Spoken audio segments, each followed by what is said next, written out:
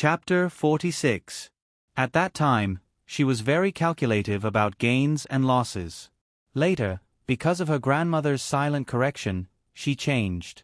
When others were sincere, she was willing to give them her sincerity. When necessary, she could also give them her sincerity first.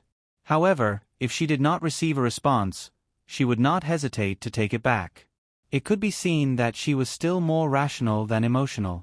If it was her family and friends, there might not be any problems. However, if it was a man, then she would probably never taste the taste of true love. It seemed that she was already deeply in love, but once the other party had a change of heart, she could say, "Since you are heartless, I will end it." If she could take it back just like that, was that still love? True love could last for a long time, but it could also go crazy without hesitation. When it was broken, one would want to redeem it. In short, they were inextricably linked. It couldn't be cut off completely just by pulling out a knife. Jingwan felt that it would be very, very difficult for her to truly fall in love with a man. Jingwan was deciding Chen Jingmin's future with her grandmother. In Madame Luo's opinion, as long as they decided, it was enough. She did not think that Chen Jingmin or her third brother would oppose. This was the mindset of most people. After all, her daughter was marrying into a lower family. Whether it was the family style or the girl herself, there was nothing to be picky about. What reason did they have to disagree? Jingwan, on the other hand, did not have such a domineering thought. Who knew if the other party had a girl he liked in his heart before he came to the capital, and was just waiting for him to pass the imperial examination and return to marry her grandly? It was actually very easy to find out whether he had a girl or not. If there was a girl, she would definitely not agree to the marriage. Although strictly speaking, there was no such thing as a mistress in this world. Concubines, and tongfang were all legal. On the other hand, Chen Zhengmin was in deep trouble. Last time, when his granduncle gave him pointers, he was quite appreciative of him and said that he would definitely pass the exam. His attitude seemed strict, but was actually gentle. This time, Chen Zhengmin broke out in a cold sweat. The questions in the books were getting more and more difficult and more difficult. When he solved the questions, although he was a bit stumbling, he still managed to answer them. Even if it was not the best, it was just passable. Current affairs and policy were terrible. No matter how knowledgeable he was, to put it bluntly, he was just a teenager. Although he was not ignorant of outside affairs and only focused on reading books, and had learned a lot from his grandfather, his understanding of national affairs was still limited. How could he compare to a veteran who had been immersed in officialdom for decades? Especially when he had decades of experience as an official. It was like an ant and a tree. Chen Zhengmin had seen many past exam questions. Even the palace examination was definitely not this complicated and profound. He complained in his heart. "Granduncle, aren't your expectations a bit too high?" How could he know that previously, he was treating his old wife's grandnephew, so he naturally felt that he was outstanding enough. But now, he was facing his future grandson-in-law. If he wanted to marry his beloved granddaughter, even the top 3 were far from enough. When it was time for lunch, Chen Zhengmin was finally released from the study. He felt like he was about to collapse. Even if he could not answer, Luo Peishan would not reprimand him. His bearing was still self-restraint, and he would only look at him lightly. Chen Zhengmin only felt that this gaze was even more unbearable than a scolding. But thinking about the benefits of this suffering, Chen Zhengmin braced himself and endured it. If there was a next time, he would not turn back and would not have the thought of avoiding it. Luo Jingbua saw that he looked like a frosted eggplant and was extremely surprised. "What's wrong?" Chen Zhengmin wiped his face and forced himself to be alert. "Nothing." But no matter how he looked at it, it did not look like nothing was wrong. Thinking about his grandfather, Luo Jingbua naturally guessed the reason. Grandfather is a bit strict. He treats people like this, but he rarely says a word to outsiders. Chen Zhengmin nodded in deep agreement. He believed that he was not good enough. After lunch, they chatted casually, digested the food, and rested for a while. Luo Peishan dragged Chen Zhengmin to the study alone. It looked like he was going to spend most of his lunch break on him. This was a privilege that the children and grandchildren of the Luo family did not have. Luo Jinghua automatically went to Jingwan's place to learn painting. Just painting was very simple for Luo Jinghua, but he was far inferior to Jingwan in terms of the layout of the painting. Moreover, he was not as agile. Although Luo Jinghua had seen Jingwan's completed paintings, this was the first time he had seen the painting process. Seeing how relaxed and casual she was, he couldn't help but sigh in admiration. This sister of his was indeed extraordinary. Fortunately, Luo Jinghua was not a rotten wood when it came to painting. His foundation was also good. However, when he saw his sister's hundreds of paints, he was amazed and envious. "Little sister, grandmother is really biased towards you." His tone was quite bitter. Jingwan smiled proudly. "Can't help it. Grandmother likes me." Luo Jinghua had not reached the point of competing with his biological sister for favor, but he still had the urge to vomit blood. Not to mention that his fourth sister and the others were jealous of her, he also wanted to beat her up. However, not to mention that hitting people was not what a gentleman should do. If he dared to touch her finger, his grandparents and parents would definitely crusade against him. If he did not handle it well, he would be punished by the family law and thrown into the ancestral hall. The difference between fine brushwork and freehand brushwork was naturally not small, but it was not difficult to really understand how to paint. However, many things were the same. It was easy to learn, but difficult to master. Speaking of the three brothers, Luo Jinghua, Luo Jingming, and Luo Jinghua, they were all now scholars. Although they would not participate in the examination this year, their standards were not inferior to Chen Jingmin's. They were very clear about the reason why their grandfather suppressed them, so they did not complain. For the sake of the Luo family, it was worth it even if their grandfather would have passed away and they would not have such a good opportunity. However, Luo Peishan's concept was that even if there was help, he could not completely rely on it. He had to rely on himself. Don't think about relying on the influence of your ancestors. Instead, think about supporting the entire Luo family for a long time to come. If the three brothers could pass the examination in the same year, the status of the Luo family would definitely rise to another level. A family with strong descendants and slightly weaker ancestors was more valuable than a family with strong ancestors and no successors. It was more worthy of being roped in. Not to mention other things, the choice of the Luo family's girls in marriage would be more than one level higher.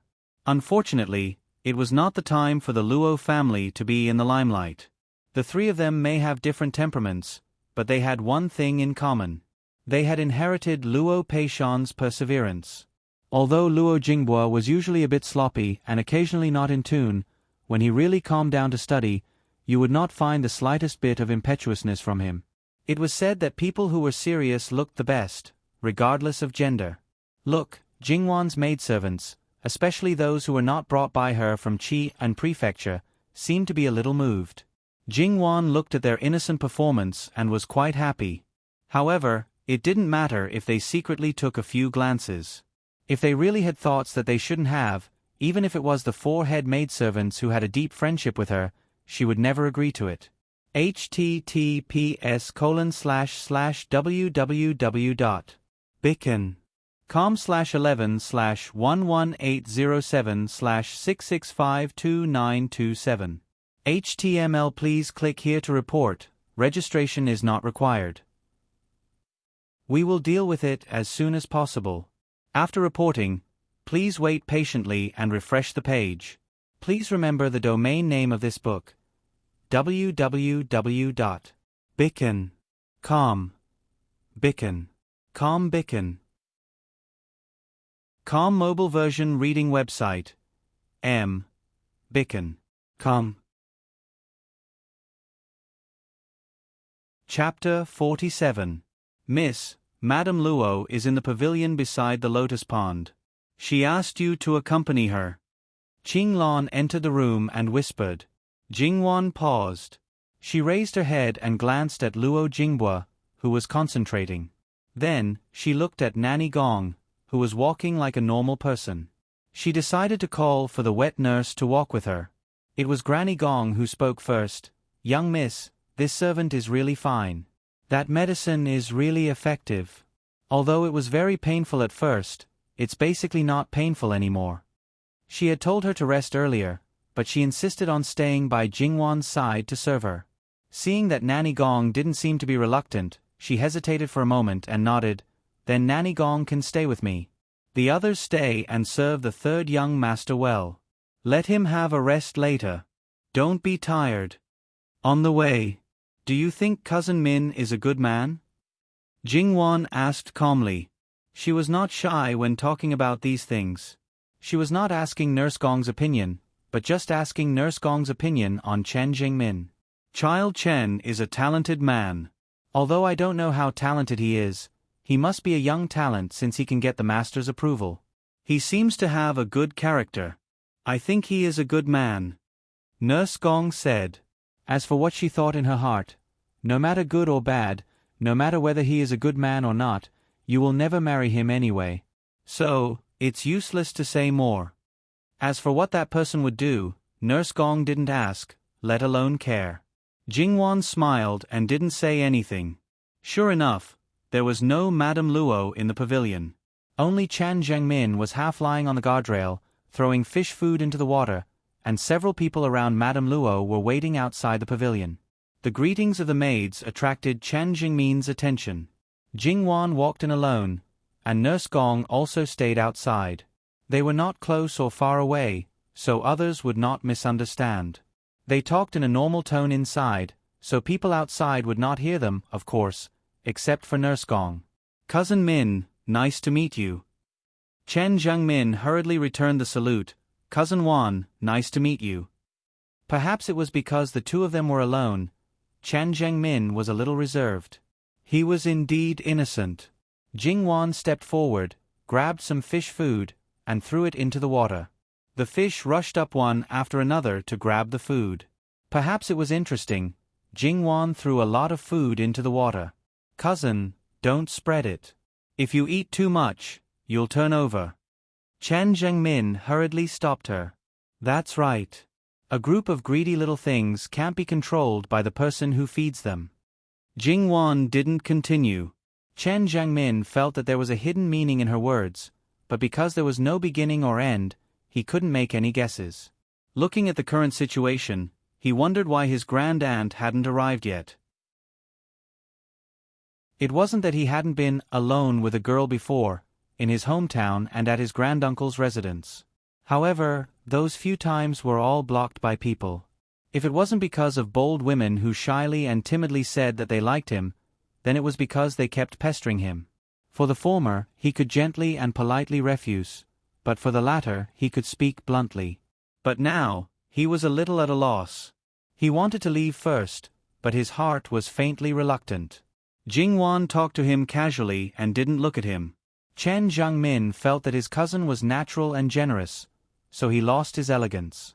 The feeling of helplessness gradually disappeared. Moreover, he found that this cousin knew a lot of things.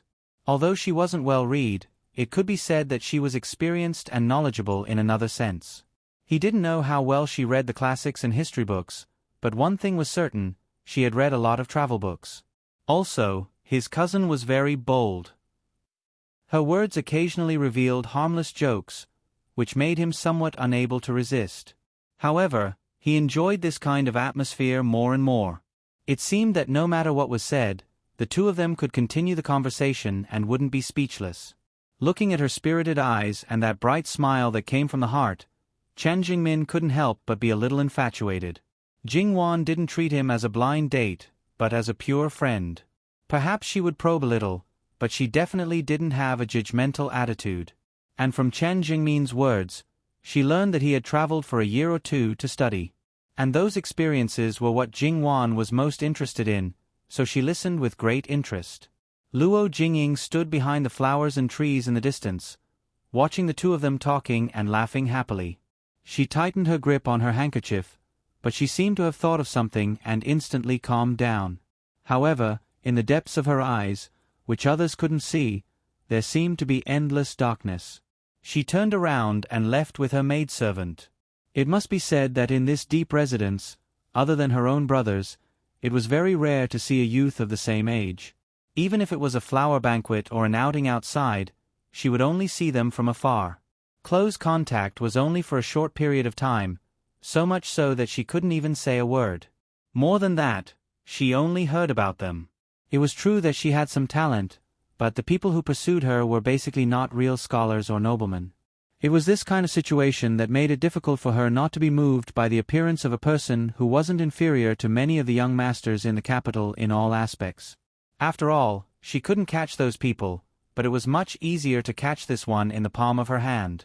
Luo Jingying took advantage of her cousin's reputation and came into contact with him twice. However, before she could do anything, she was ruthlessly restrained by her mother. There was only one reason: his status was too low. If she married him, she would only suffer. In Madame Lu's opinion, her daughter was good in every way. Even if there were some small flaws, she could erase them. Madame Lu had told her more than once that not to mention the nobleman in the capital, even if her daughter was of nobility, she was worthy. Her daughter could be considered as the daughter of the founding duke, so she deserved to live a life of luxury and be sought after by others.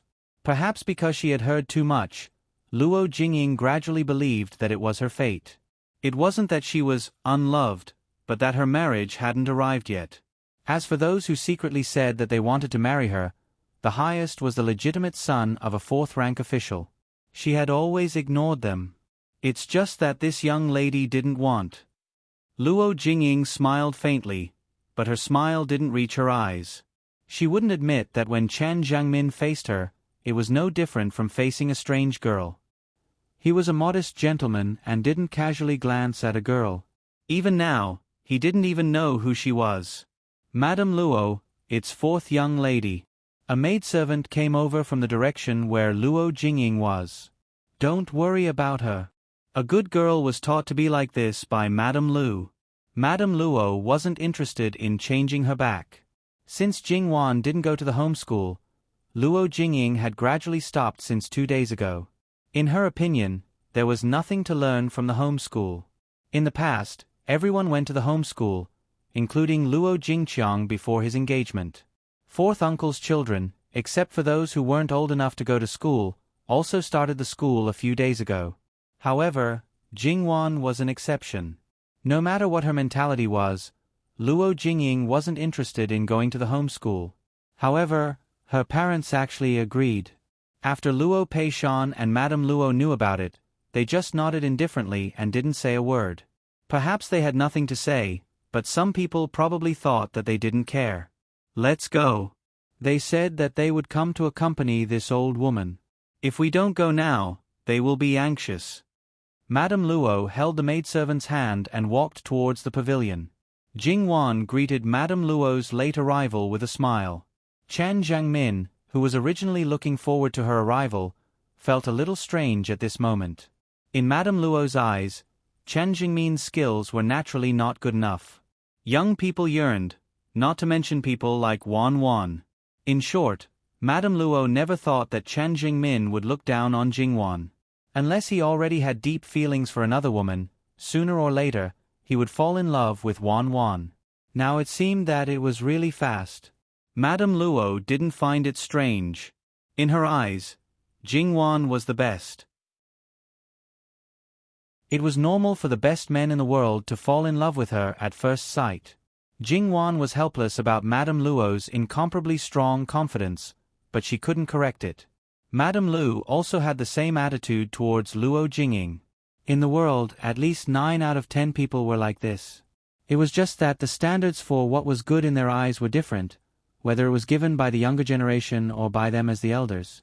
Perhaps she wanted Jingwan and Chen Jiangmin to be together again, so Madame Luo took the two of them to play in the garden for half an hour.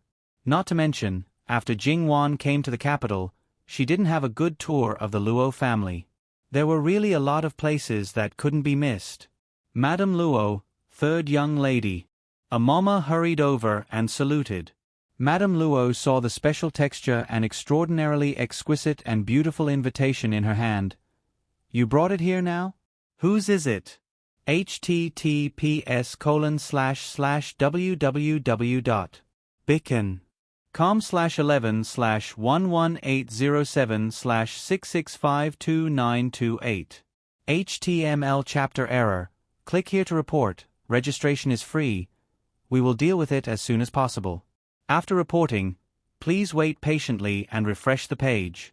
Please remember the domain name of this book: www.bicken.com. Bicken.com mobile version reading website. Bicken.com. Chapter 48. Madame Luo's face became serious. Why aren't you inviting her in? Sun Yijia had a noble status and was very polite. There was no reason for her to come another day. She glanced at Jingwan. Lead her directly to the noble begonia house. Grandmother, third brother is still with me. Jingwan lowered her voice and then returned to her normal tone. Why don't you let Miss Sun come here directly? According to Miss Sun's character, there's no reason for her not to greet you. It's just that Cousin Min may have to leave for a while. Madame Luo nodded. Okay, we'll do as third miss said. Min Gear has been out for a long time. Go and find your granduncle. You can rest in the Luo family tonight. It won't be too late to go back tomorrow. Although Chan Zhengmin was reluctant to leave, whether there were guests or not, it wasn't appropriate for him to stay any longer. He bowed and left. As for Mama Gong, she didn't need Jingwan to say anything. She found an excuse and went back to the noble begonia house to drive people away. Then why did Miss Sun come to find Wan Wan? Madame Luo was quite puzzled. Jingwan told her about the trip to the flower market. Sister Jia looks a little arrogant and cold. In fact, it's probably because it's lonely at the top. She's actually very good. After getting to know her, it's easy to get along with her. Madame Luo only knew that the flower market had a fire and Jingwan was injured and unconscious. She didn't know about other things, but she didn't know that there was such a relationship. She sighed with emotion. This fate is really wonderful. So many noble ladies in the capital want to be friends with Miss Sun, but they can't get what they want. Our Wan Wan is the best. And Wan Wan felt sorry for her from the first time she saw her. Maybe you two should become good friends. It's probably fate. Everyone else approached her with a purpose. It was not that they were not sincere, but they still covered their sincerity with a layer of gauze. Jingwan was different. She just felt sorry and simply wanted to persuade Sun Yijia. However, she did not expect to touch Sun Yijia's heartstrings. What Madame Luo was thinking about was that if she could have such a close friend when she first arrived in the capital, it would be much easier for Wan Wan to integrate into the capital's social circle. Few people would push her aside and find trouble with her. However, there were also pros and cons. Sun Yijia was not without enemies, and all of them were of noble status. No matter how much they usually argued with Sun Yijia, for the sake of the Empress's face, they would at most exchange words and would not really do anything. If Wan Wan suddenly became close to her, those people might vent their anger on Wan Wan. Once Wan Wan suffered a loss in their hands, even the Luo family would not be able to seek justice. Seeing that her grandmother wanted to say something but hesitated, Jingwan naturally also thought of what Madame Luo could think of. Grandmother, not everyone likes money. I will try my best to avoid it. Yes, there were gains and losses. She could not forever not want to get something because she was afraid of losing it. Then, about Min Gear. Jingwan nodded slightly. Thus, the marriage between her and Chen Vengmin was set. The next thing to do was to go through the formal procedures and let everything go through the open road. Sun Yijia did not see Chen Jingmin. Otherwise, she might have asked or had doubts. Otherwise, she would have reminded her fifth brother early. Then, when Sun Yilin heard about it, he would not have been so lost for a long time. Perhaps it was out of habit, but when Sun Yijia walked in, Jingwan's first impression was, she was indeed a flower on a high mountain, beautiful, cold, aloof, and unattainable. This was her true self. The chatterbox in the morning seemed like an illusion. No, that was not right. That was a side of her that no one knew, a side that she would not easily show even to her closest relatives. Greetings to Madame Luo. You may rise. Perhaps it was because Jing Wan had a different impression of her, but Madame Luo originally did not have any special thoughts about Sun Yijia. At this time, she appeared to be more intimate and gentle. Hello, older sister Jia. Jing Wan said with a smile. Hello, younger sister Wan.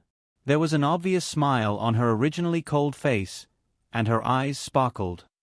Seeing that you are fine, I am relieved. In the morning, Sun Yijia was really frightened. When she did not see Jing Wan, her hanging heart could not be at ease. Madame Luo saw that Sun Yijia was naturally close to Jing Wan and did not have a high and mighty attitude. In the end, she was relieved and casually asked a few questions, such as whether Madame Sun was well and so on. In Duke Ding's mansion, Sun Yijia and Sun Yilin were the two most liked by Madame Sunday. However, Madame Sun did not treat them like ordinary people's grandmothers. She always had a smile on her face and did not ask about their well-being at all times. Their grandmother was always strict and serious. When she smiled, it was always faint. As for her kindness to outsiders, Sun Yijia never cared because she knew that her grandmother did not have much sincerity. Sun Yijia always thought that at least the grandmothers in the harem of officials and nobles should be the same as her own grandmother. But it turned out that was not the case. It turned out that younger sister Wan's grandmother treated her like a precious treasure in private.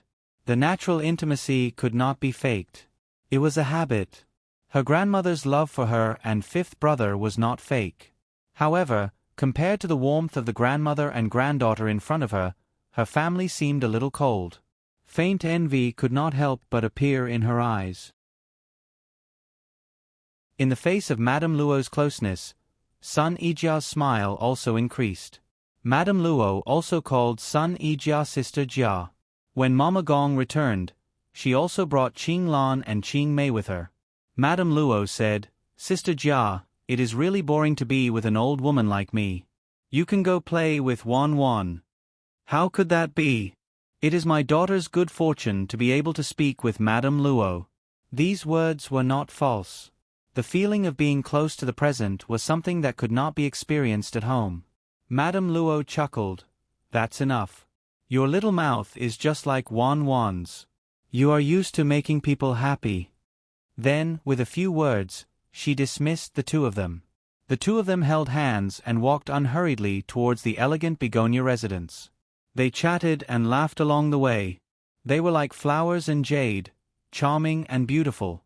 Bystanders who looked at them felt comfortable and the depression in their hearts seemed to dissipate a little. Because of Sun Yijia's special identity, it did not take long for the entire Luo family's harem to know of her arrival. Everyone had different thoughts. As for Luo Jingying, who was pretending to be calm and collected, she once again broke her facade and tore her two handkerchiefs. She did not believe that Luo Jingwan would be so lucky. Perhaps it was because of something special, but she did not believe that she, Luo Jingwan, would have such a good life. It had to be said that Luo Jingying was sometimes a person who liked to be abused. She knew that every time she faced Jingwan, she would most likely be the one to suffer, but she still liked to get close to her. The situation that she saw was completely different from what she had expected. This kind of Sun Yijia was even more unheard of. Compared to the hundreds of thoughts that she had spent on Sun Yijia, she could not even exchange a single word with her. It was simply too nauseating. Miss, Zhang family's cousin is here. Luo Jingying, who was tearing her handkerchief as if she was tearing Jingwan, suddenly showed a strange smile when she heard this. My cousin came at the right time. Invite her here directly. In Sun Yijia's circle, her second aunt's cousin, Chang Lingshan, was still a bitch. She said that she was on good terms with her, but she was never willing to help introduce her to her. She always said that she was not qualified to talk to her, and all her words were full of flaunting. She said that she had seen some rare things in Ding General Duke's mansion and received some good things from Duke Ding's wife. Everyone knew what she was thinking, but she could not fall out with her. They were good sisters. If they fell out with each other over such a small matter, wouldn't it seem that she was narrow-minded and would ruin her reputation? Chang Lingshan wanted to show that she was superior in front of others and wanted to satisfy her vanity. Luo Jingying was the best candidate. Luo Jingying wanted to enter Sun Yilan's circle, so the only ladder that she could use was Chang Lingshan. The two of them got along so well that outsiders thought that their relationship was very good. https://www.bicken.com/11/11807/66522929. HTML Please click here to report. Registration is not required. We will deal with it as soon as possible. After reporting, please wait patiently and refresh the page. Please remember the domain name of this book: www.bicken.com. Bicken.com mobile version reading website Bicken.com.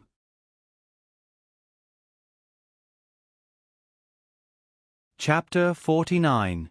Before Chang Lingshan reached Luo Jingying's side, she had already seen Jingwan and Sun Yijia. She could not deceive herself and think that they were just people who looked like Sun Yijia. In order to please Sun Yijia, she knew her too well. Even if there was a smile on her face that she had never seen before, she was sure that it was Sun Yijia. Just as Luo Jingying wished, her jealousy and resentment at that moment could be felt by people who were far away. When Luo Jingying saw her, she almost laughed out loud. However, she seemed to have underestimated Chang Lingshan. In just a moment, Chang Lingshan put on a perfect smile and was ready to talk to Sun Yijia. She was a very realistic person. Since her cousin was close to Miss Sun, she could naturally take this opportunity to get closer to Miss Sunday. In order to achieve her goal, she did not mind flattering people she did not like. "Cousin, aren't you worried that not only will you not be able to make friends with Miss Sun, but you will also make her unhappy? After all, everyone can see that Miss Sun is happy now. If her mood is disturbed, everyone can imagine how she will react," Luo Jingying said with a smile. Chang Lingshan stopped and looked at Luo Jingying. "Cousin, you are right. I was too happy to see Miss Sun and forgot for a moment. Thank you for reminding me." Her smile was gentle, and her words and actions were very appropriate. In the eyes of people who had integrated all kinds of etiquette into their habits since childhood, her performance was too deliberate, unreal, and pretentious. "You're welcome. After all, cousin has always been very good to me." Was Luo Jingying really reminding Chang Lingshan? She was just worried that Sun Yijia would treat this B***TCH differently for Luo Jingwan's sake. If she and Luo Jingwan became enemies, it would not be good for her. Naturally, she could not let Chang Lingshan take advantage of her. What she said was the truth. No one could find fault with her. How could Chang Lingshan not know Luo Jingying's purpose? The two of them were almost the same. She did not want to talk to her anymore. "I suddenly feel a little uncomfortable, so I will go back first. I will come to play with cousin another day." "That's a pity. I happen to have something to do here, so I won't see you off." Naturally, she would not remind her of what happened to her grandfather in the flower market. No matter whether it was inappropriate or not, as a granddaughter, she did not go to greet her grandfather. This was a big mistake. She would find out about it soon. When the time came, she could not cover it up by saying, "I don't know." Shouldn't she pay her respects to her grandfather when she went to his house? In the past, if Luo Peishan was not at home, then she was not required to pay her respects. Gradually, she became used to it. But today, she was so agitated that she even forgot that her grandmother was in the backyard of the Luo family.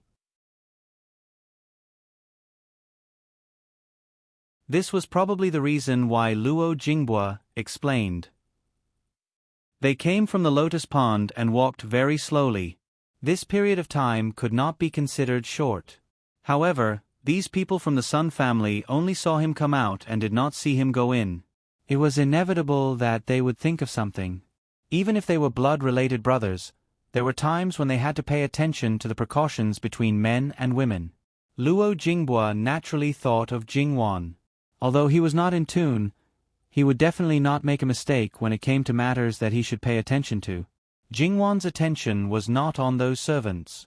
Her gaze was somewhat fervently looking at the 1.5-meter-tall peony that was full of vitality. The huge celadone flower pot was brand new. It was obvious that it had just been replaced. Sun Yijia saw Jingwan's expression and smiled somewhat proudly. It's for you. Do you like it? I spent a lot of effort to snatch it from fifth brother. Jingwan looked at it carefully. Not only was this peony in good condition, but it was also the best of the 4 famous flowers, Wei Zi. In this world, it was definitely a treasure that could only be encountered by chance and not sought. Although Jingwan liked it, she could not accept it. Jia Mimi, it's too precious. I can't accept it. What are you saying? If you were someone who didn't know about flowers and trees, I naturally wouldn't give it to you. However, you clearly know more about flowers and trees than my fifth brother. It definitely won't be wasted in your hands. Moreover, in my opinion, having a good sister like you is more precious than anything else. It must be young Master Sun's treasure. How can I? Wan Mimi, just accept it. Don't think too much. My fifth brother has collected all 4 famous peonies. There's also another Wei Zi that is even better than this one. Otherwise, even if I'm his biological sister, he would never give it to me. Sun Yijia would never tell Jingwan that her brother was preparing to transplant the other Wei Zi as soon as he returned. He wanted to borrow her hand to give it to Jingwan. She reminded him that if that was really the case, even if she snatched it, it would be too eye-catching. Who didn't know how precious these flowers and trees were to him? That was why Sun Yilan took a step back and settled for the next best thing. Sun Yijia knew that her fifth brother was really serious this time. After all, if one wanted to get flowers and trees from him, it would be fine if they were ordinary flowers. However, if one wanted famous flowers and trees, even the emperor would have to issue an imperial edict to obtain them. Of course, the emperor wouldn't go so far as to do such a thing. It could be imagined that he took the initiative and willingly gave away the best flowers and trees. What better way to prove his sincerity than this? Sun Yijia was going all out for her brother. The usually proud and arrogant Ding General Manor's legitimate daughter had put down her pride and coaxed and pestered Sun Yilan. In addition, she acted coquettishly and almost acted shamelessly. Finally, she got what she wanted and achieved a feat that others couldn't. This also showed the people of Ding General Manor how much Sun Yijia cared about this new friend of hers. Jingwan was still a little hesitant. Sun Yijia made a ruthless move. Wan Mimi, if you don't want it, I'll immediately have someone burn it. Jingwan looked at Sun Yijia and said helplessly, how can you be like this? Sun Yijia raised her chin slightly and snorted. Her expression clearly said, this is how I am. After deciding to accept it, Jingwan didn't argue. She first did a little treatment and then directly transplanted it into the courtyard. https://www.bicken.com/11/11807/6652930. HTML Please click here to report an error. Registration is not required. We will deal with it as soon as possible. After reporting, please wait patiently and refresh the page. Please remember the domain name of this book. www.bicken.com. Biku Gur mobile reading website. Bicken.com.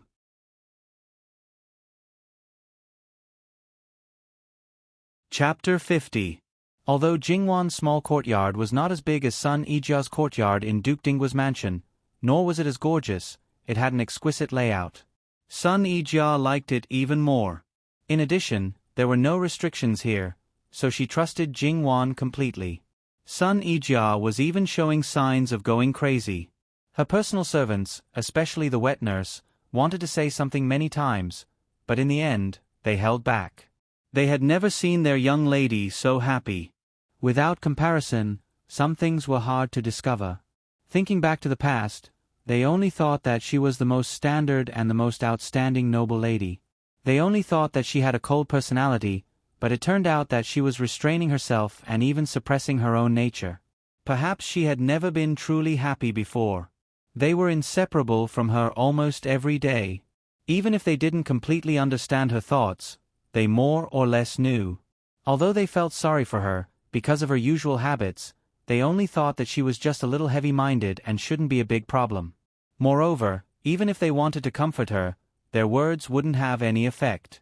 After a long time, it was even harder for them to say anything. She was of noble birth and could have lived a carefree life. However, because of her noble status, she was tightly bound by it.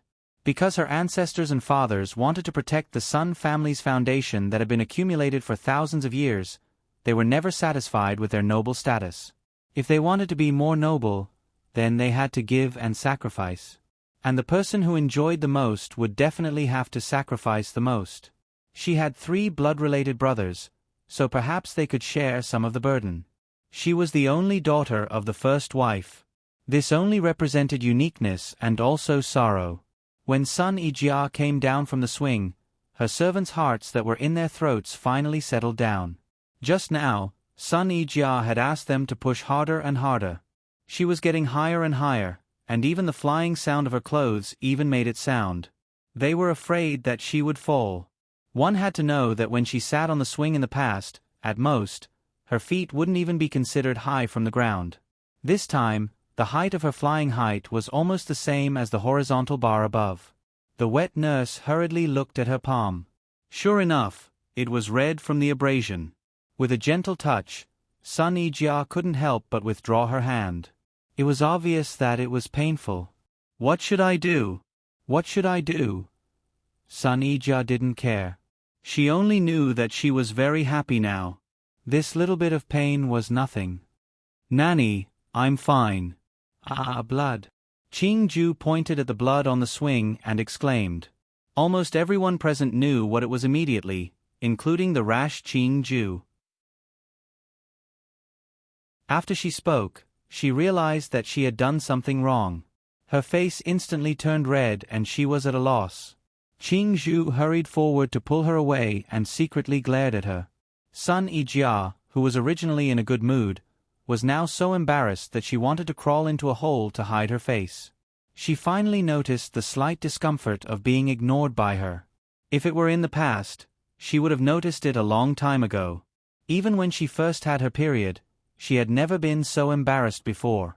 Moreover, it was in front of little sister Wan. Fortunately, it was at little sister Wan's place. If it had been in the morning, it would have been even more embarrassing. However, she wasn't so crazy in the morning that she didn't notice it. She would have noticed it immediately and definitely wouldn't have embarrassed herself. Fortunately, Sun Ijia's wet nurse knew that her daughter's period was not very accurate. However, she also knew that it would probably be in the next few days. Before she left, she had already made preparations. Miss Luo, I need to borrow your place. Nanny, you're treating me as an outsider. Jingwan waved her hand and walked to Sun Ijia's side. She gently stroked her back. Sun Ijia, who was comforted, breathed a sigh of relief. Compared to the maidservant's shyness and slight panic, Jingwan was calmer than the wet nurse and nanny. She ordered the maidservants to fetch hot water.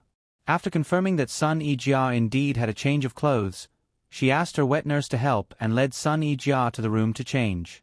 When Sun Ijia finished changing, her face was still a little flushed.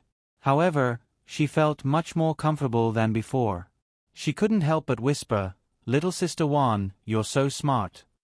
She replaced the contents of the menstrual belt with cotton. The stitches were so fine and dense that it was almost impossible to see. It wouldn't be abrasive at all.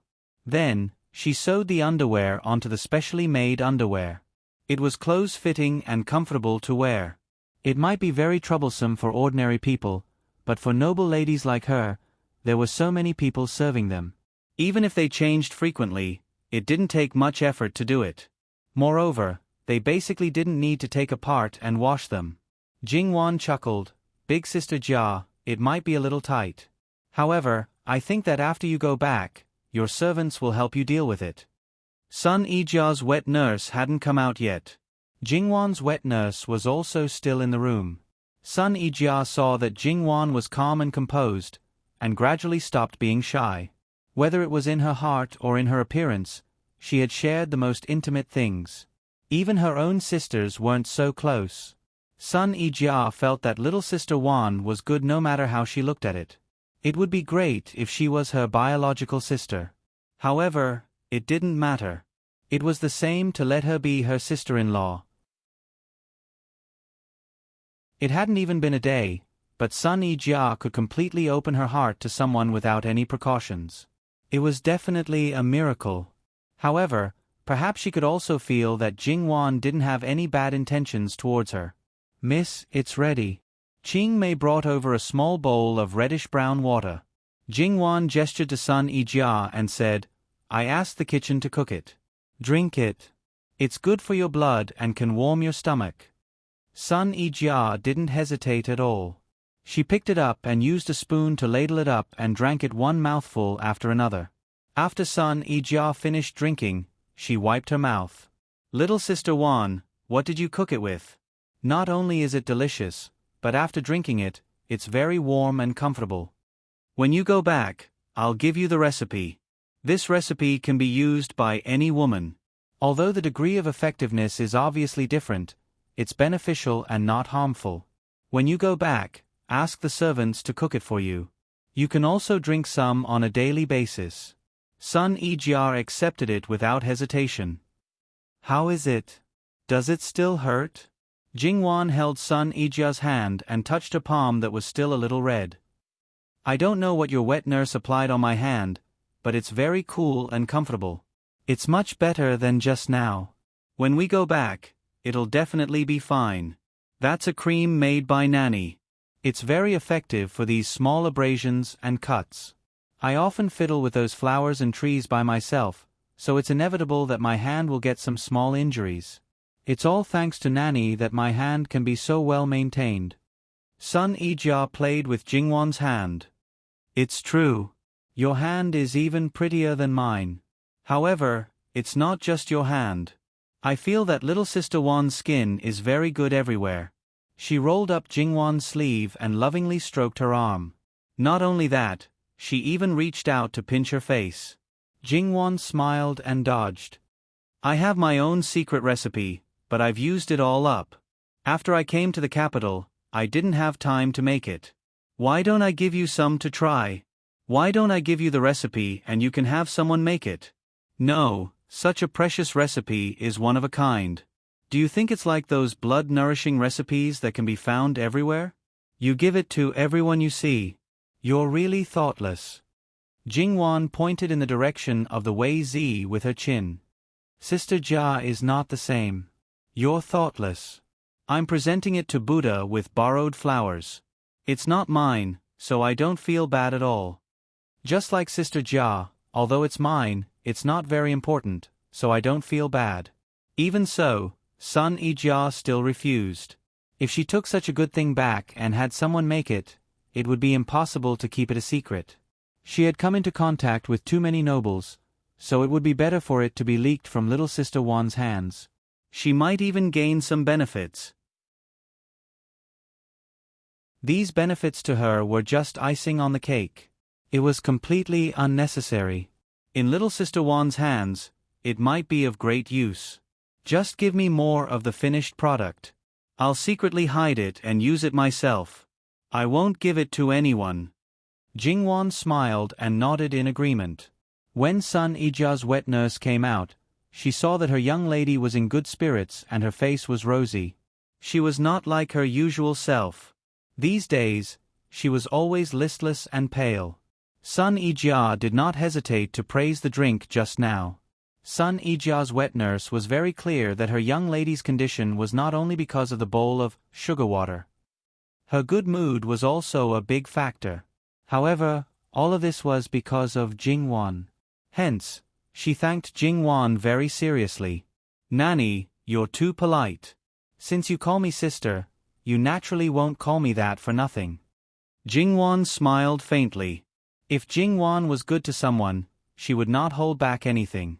She did not even care about the invisible rule of not giving away things that had entered her mouth easily. https://www.bicken.com/11/11807/6652931 HTML. Please click here to report an error. Registration is not required.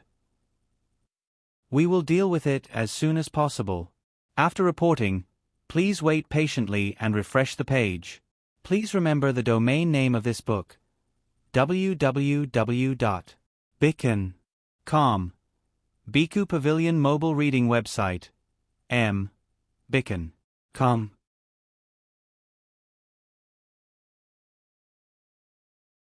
Chapter 51. Jingwan's servants didn't look happy, but Jingwan's expression didn't change. I have a guest here.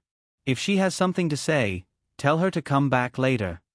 Her tone was light, but she wasn't polite at all. But the servant girl still wanted to say something. What? Third older sister's guest is so honorable that I, as her younger sister, can't bear to see her? Luo Jingying was dressed in plain clothes and had a bit of elegance. She walked over gracefully with a gentle smile. Jingwan saw several people following behind her, including the servant who guarded the courtyard.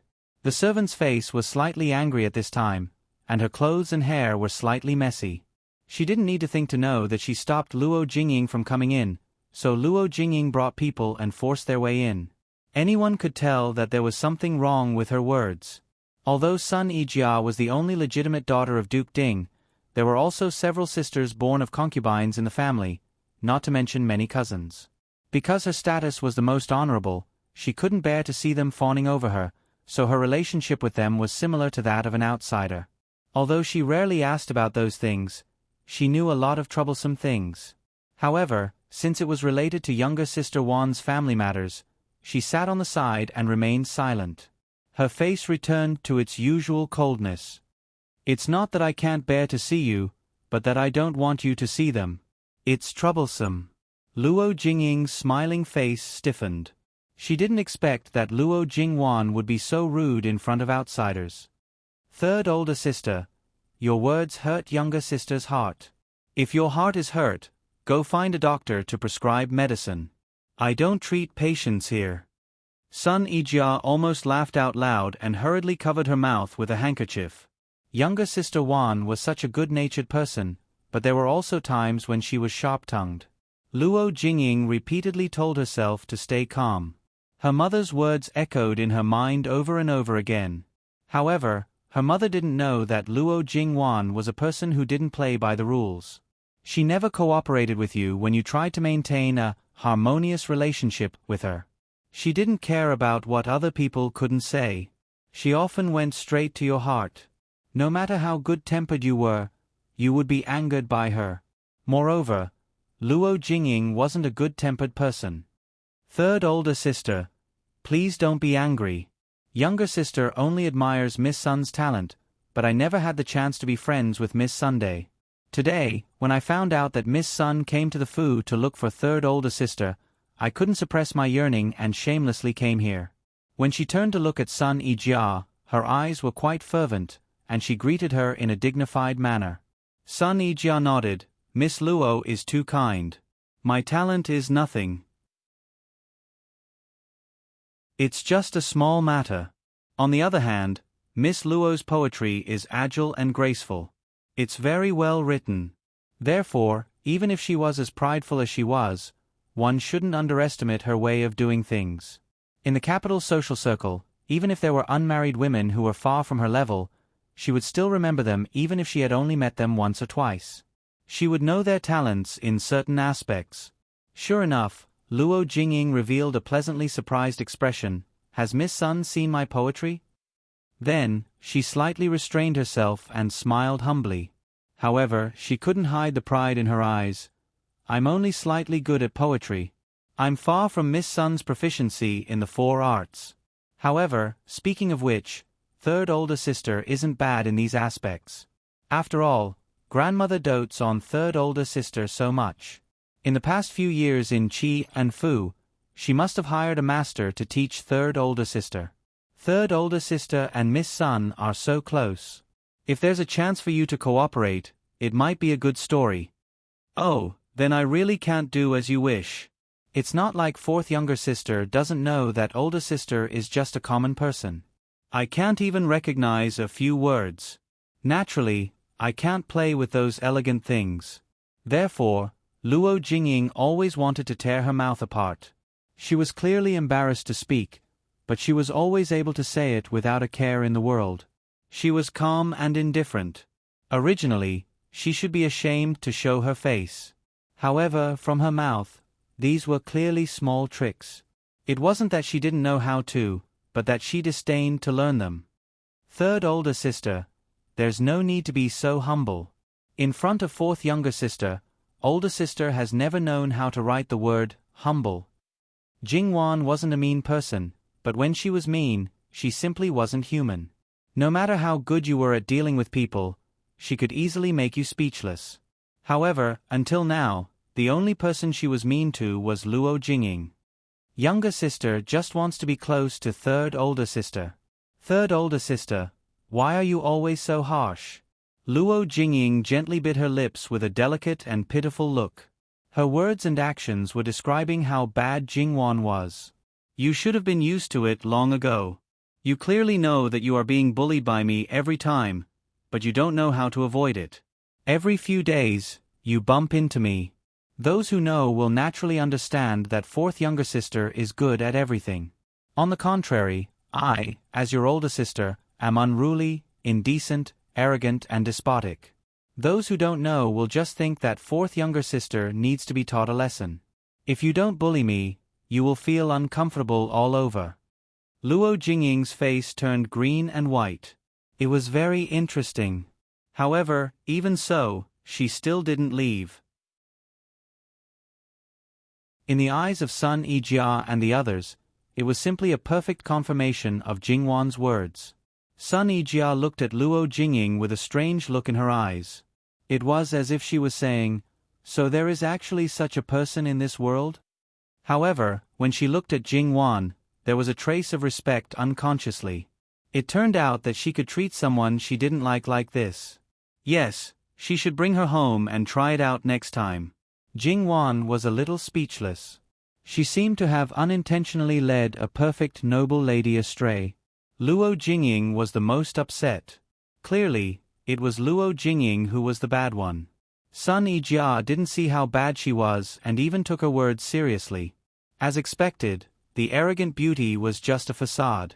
On the inside, she was just like that B***tch Luo Jingwan. She was used to putting on an act to deceive the world. It was time for the world to see how rotten they were. She couldn't help but bear a grudge against Sun Yijia. One day, she would make these high and mighty noble ladies kneel at her feet.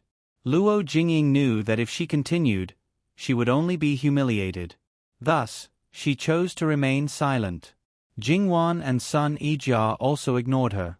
She didn't want to leave, so they pretended that she didn't exist. Because Sun Yijia was inconvenient, they talked quietly. "Young miss, it's not good. Concubine Bai has miscarried.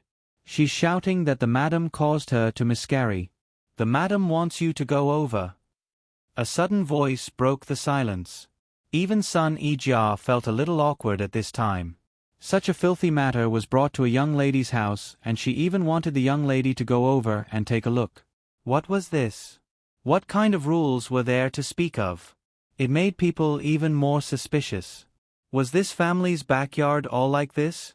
If this spread out, who would dare to let their young miss be on good terms with this family's young miss? It would lead their young miss astray. However, this old woman didn't come in from the outside. Instead, she came in from the side of Begonia House. Generally speaking, this kind of layout was known to be connected to the courtyard of the person closest to her. It went without saying who that person was. This old woman's words were a slap in the face. Luo Jingying covered her mouth in surprise. When she looked at Sun Yijia again, she was so ashamed that she couldn't show her face. It seemed that she had dirted her ears by letting her hear this. "Young Miss Sun, I'm really sorry. I didn't think that." Jingwan glanced at her. Although she was still indifferent, Luo Jingying felt a little frightened and instinctively shut her mouth. The gloating feeling in his heart and the pleasure of seeing Jingwan embarrass herself suddenly disappeared. My mother usually doesn't care about things. She probably didn't know that there was such an unruly person in her courtyard. Nanny, take this old woman away and teach her the rules, Jing-wan said indifferently. The old maid immediately burst into tears. When she appeared and shouted those words without caring about anything, Nanny Gong was prepared. 2 strong old maids immediately stepped forward to cover her mouth and dragged her away. Nanny Gong also followed. Jing-wan looked at Luo Jingying again. You've achieved your purpose of coming here. Now you can get lost. Third sister, what are you saying? I'm here because of young Miss Sun. https://www. Bicken. com/11/11807/6652932. HTML. Please click here to report an error. Registration is not required. We will deal with it as soon as possible. After reporting, please wait patiently and refresh the page. Please remember the domain name of this book: www.bicken.com. Bicken. Com Mobile Edition Reading Website. Bicken.com.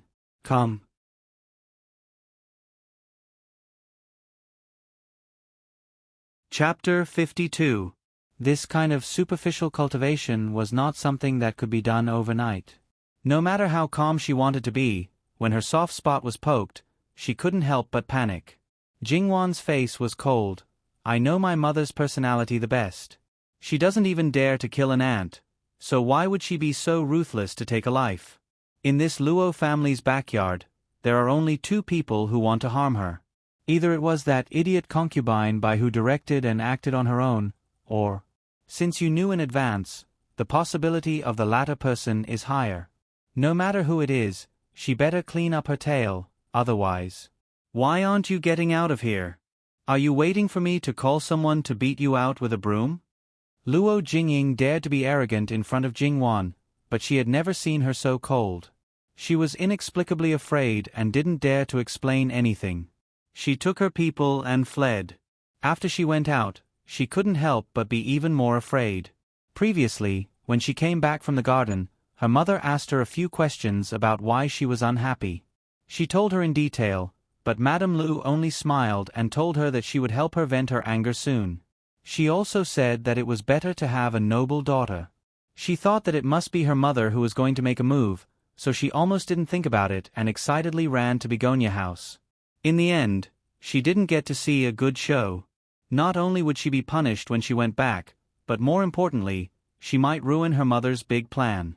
Jing-wan sat quietly, but Sun Yijia clearly felt that her mood was not right. For the first time, she ignored the wet nurse's opinion and didn't get up to leave because of her signal. The matter had already happened, so leaving like this would hurt people's feelings. Moreover, the reason why that old woman came was obviously because of her.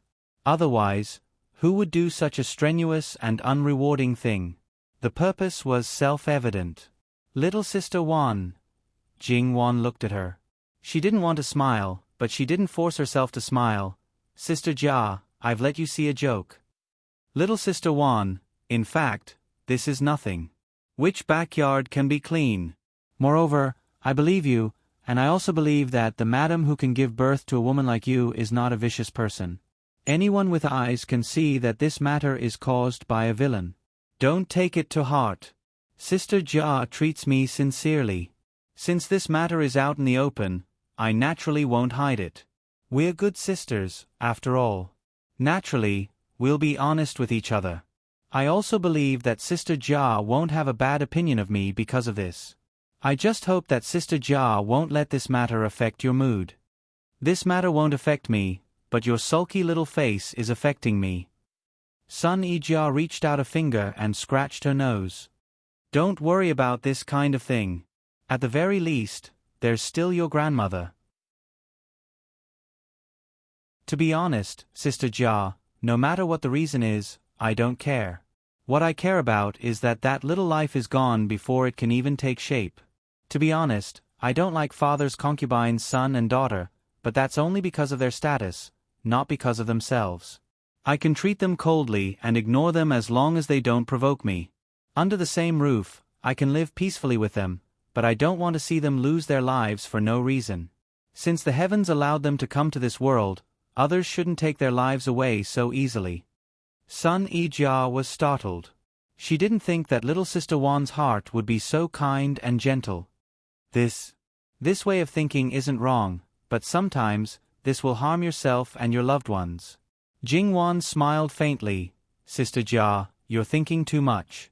I'm just adhering to the principle of not taking the initiative to hurt or scheme against others. However, if others take the initiative to attack me, I won't be polite either. If I don't teach some people a deep lesson, they'll always think that our second branch is made of mud. Sister Jia, why don't you go back first today? Jing Wan said as she moved closer. With Sister Jia here, it's not convenient for me to teach someone a lesson. It's one thing to let you know, and another thing to let you see it with your own eyes. This image is still important. Sun Ijia snorted with laughter. It's impossible for me to see it even if you want to. Even if you're willing, your family won't be willing. Alright, I'll go back first. I'll come back another day to play. If you have nothing to do, you should go to Duke Dingwa's Fu to visit me. I'm usually very bored. Otherwise, be careful that I don't run to your house every day. Jing Wan nodded in agreement. She had a servant girl copy the prescription for her, and then sent her away. Jing Wan turned back. She wasn't in a hurry to go to Falling Plum House to take a look. Where's that biddy? Young miss, she's in the woodshed. Wet nurse, follow me. The others don't need to follow me. They knew that their young miss was worried that they would hear something they shouldn't hear. However, they didn't think that she was younger than them. Sometimes she was like this. As servants, they couldn't disobey her. Outside the woodshed, a rough biddy was guarding. Mama Gong wasn't there. She must have gone to check on Concubine Bai. After the door was opened, Jing Wan walked in. She didn't care about the dirty and messy place in the eyes of others. Compared to the crying and howling before, the biddy was very quiet at this moment. However, unexpectedly, her body couldn't stop trembling. If it was because of the fear of death, it was understandable. However, from her eyes, Jing Wan felt that it was more than that. Did she say anything? She asked the rough biddy guarding the door. Young miss, no. After bringing her here, Mama Gong asked her, but she didn't say a word. Jing Wan nodded, not surprised. Now, she still doesn't want to say anything? The biddy raised her head and looked at Jing Wan. Her lips moved, and there was hope and hesitation in her eyes. It was obvious that she was struggling in her heart. However, in the end, she remained silent, lowered her head, and curled into a ball. Jing Wan left. She was not angry, happy, or sad. But it was this attitude that made the old woman even more afraid. Before, Nanny Gong did not scold her, nor did she order people to beat her. She just asked a few questions casually, and then approached her and said, "You can be considered as an elder of the Luo family, so you probably won't betray your master just for a little money. Since you can splash dirty water on Miss in front of outsiders, obviously you don't care about life and death, then you probably also have a foot in Mistress Bai's side. Make the best use of everything. You are not a lonely old woman. If you are really alone, you should be thinking about living a comfortable life. How could you do such a thing in your late years? There is only one possibility left. Someone has captured your relatives to threaten you. Perhaps you also need money for them.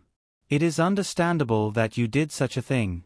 However, it is understandable, but it is unforgivable. No matter how many relatives you have, whether they are in or out of the mansion, you will meet them one by midnight tonight at the latest." The biddy didn't want to believe it, and she didn't want to believe it. However, Mama Gong's attitude was too calm and firm. In addition, the third young lady didn't panic at all. Even if she repeatedly denied it, she became more and more afraid. She was old and it didn't matter if she died, but her only grandson's parents died early, and he was less than 10 years old. The more the biddy thought about it, the more tears fell down. The third young lady had always been kind. Perhaps. The biddy suddenly got up, rushed to the door, and knocked hard on the door. "Young lady, I know I'm wrong. I'll tell you everything. I don't deserve to die. I only beg you to save my poor grandson." However, no one could hear her. It was quiet in the falling plum house. This was the main courtyard of the second branch. Only Jingwan's parents lived here. The concubines and the 2 concubine-born sisters lived in the small courtyard at the back. Presumably, everyone was there now. "Third young lady, you're here. Madam has something to do and is not here. Come in and have a seat. I'll make you a cup of tea." Madame Zhang's head maidservant, Lu Mei, saw her and quickly came forward. However, she was a little anxious. Why did the third young lady come at this time? Didn't she have an important guest? Jingwan waved her hand. "How's concubine Bai? https://www.bicken.com/11/1107/6652933. HTML. We will deal with it as soon as possible. After reporting, please wait patiently and refresh the page. Please remember the domain name of this book: www.bicken.com. Biku Gur mobile reading website, bicken.com.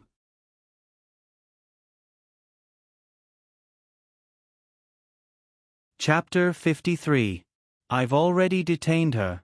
I'll deal with her later. How's it going over there? The child is gone.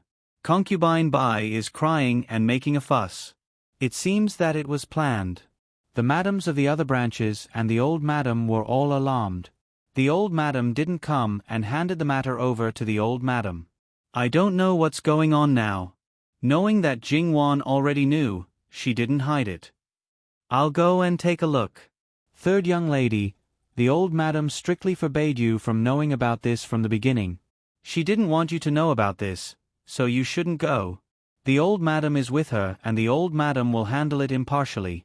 She won't let the old madam suffer. You see, if the third young lady went over and they couldn't stop her, she would be punished by the old madam. She really didn't want the third young lady to see such a troublesome thing. Jingwan paused. Where's my father? Is he not in the house? The second master went out to meet a friend. I've already sent someone to invite him. I don't know when he will be back. Okay, I'll go to grandmother. She had a big mountain to support her. If she went over, no one would say anything and she wouldn't get the maids punished. At this point, even if the maids knew what Jingwan was going to do, they didn't dare to stop her. Madame Luo didn't seem to be surprised by Jingwan's arrival. Continue to protect her. It's because all of you protect her that she only grows older but not wiser. She's already so old, but she's still as innocent and naive as a girl. When you get married in the future, I'll see what she'll do. Can she continue to rely on her husband and her son? Men spend most of their time outside. If someone really catches the opportunity, they'll definitely scheme against her. If 3 or 5 times aren't enough, they'll do it 8 or 10 times. Sooner or later, your father will have a grudge. Without your father's support, whatever Jingbo wants to do will be in vain. So, before I get married, I have to quickly find a daughter-in-law who can help and protect her. Jingwan said with a flattering smile. How could Madame Luo not know what she was thinking? She glanced at her. I'm already worried enough about your marriage. You still want me to find a wife for Jingbo? Do you have the heart to let grandmother work so hard? What a heartless girl. Jingwan saw that her grandmother was angry, so she hurried forward and said, I'm not asking you to look for a candidate. I just hope that you can take a look at the candidate when father and the others decide. Seeing that Madame Luo was still unmoved, Jingwan softened her voice. She called her grandmother coquettishly and gently shook her arm. Her voice was so sweet that Jingwan herself almost had goosebumps. At first, Jingwan could still act coquettishly naturally, but after a long time, she felt like she was about to break down. Madame Luo saw that she was about to die and knew that she had reached her limit. She finally relaxed her expression and said, helplessly, Okay, I promise you. In the beginning, he taught Jingwan how to show weakness at appropriate times. As for later, he seemed to enjoy watching Jingwan act coquettishly. The reason was that it was okay for a short period of time. After a while, Jingwan's little appearance made people very happy. Jingwan breathed a sigh of relief. It was simply killing her. In her previous life, before the family incident, although she wasn't arrogant, she was still proud and was flattered by everyone. After the incident, especially after her grandmother's health collapsed, whether it was the external environment or herself, she would never allow herself to be weak and would never show weakness to others. That kind of pride in her bones, even if it wasn't obvious in this life, was still there. Madame Luo stopped teasing her, but she thought of something else and her face darkened. Sister Jia left because she knew about this? Jingwan nodded and briefly explained what happened. These idiots, there are some things that they never understand. Madame Luo didn't know whether to sigh or be angry. Jingwan hesitated for a moment and asked, "Grandmother, how did third aunt marry into our family?" Although the Lu family was established as a duke and still had a noble title, with the decline of the Lu family, even if Madame Lu married into the Luo family when Luo Peishan didn't hold the position of minister, it was still a proper marriage. Generally, even the families of 4th or 5th rank officials wouldn't look at them. Jingwan didn't look down on the Lu family, but in this place, where people paid attention to matching social status, it was strange that Madame Lu married into the Luo family. When your grandfather was young, he had some friendship with your third aunt's father and asked your grandfather for help. At that time, your eldest uncle was already married, and your father and mother were also engaged. Your fourth uncle was much younger than Madame Lu, so only your third uncle, who was born of a concubine, was left. The Lu family didn't mind, so your grandfather agreed to this marriage. So that was it. However, this also created a pair of resentful couples. Whether it was Luo Rongping or Madame Lu, in fact, they looked down on each other from the bottom of their hearts.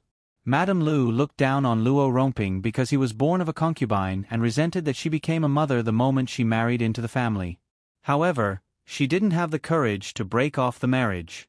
She also knew very well that with her situation at that time, she couldn't find a better husband than Luo Rongping. She was proud and arrogant, and Luo Rongping, who wasn't valued since childhood, used his arrogance to hide his inferiority. He despised the Lu family from the bottom of his heart, but he didn't dare to disobey Luo Peishan. Thus, for so many years, he lived peacefully and happily. Luo Rongping had a lot of beautiful women in his harem, but other than his eldest concubine son Luo Jingming and his eldest concubine daughter Luo Jingqiang, there were only 2 or 3 children born of concubines. They were completely out of proportion to the huge group of beautiful women in his harem. Moreover, they were all relatively young. If they weren't weak, they were sickly. Many people in the Luo family knew that this was only because Madame Lu had loosened her grip on them in the past few years. As for whether it was because she had discovered her conscience, or because she wanted to accumulate some good karma for her children, or because she thought that their existence would no longer affect her and her children, only she knew. It wasn't that Luo Rongping didn't know her methods. Among the 4 brothers, he had the most concubines, but not many of them were pregnant. Even if they were pregnant, most of them would suffer miscarriages or die shortly after birth. Even if he had a pig's brain, he should have known what was going on. However, he didn't care and didn't ask. Even the concubines that he doted on at that time would at most criticize Madame Lu. They didn't scold her for being cruel and merciless, but they said that she didn't manage the household properly.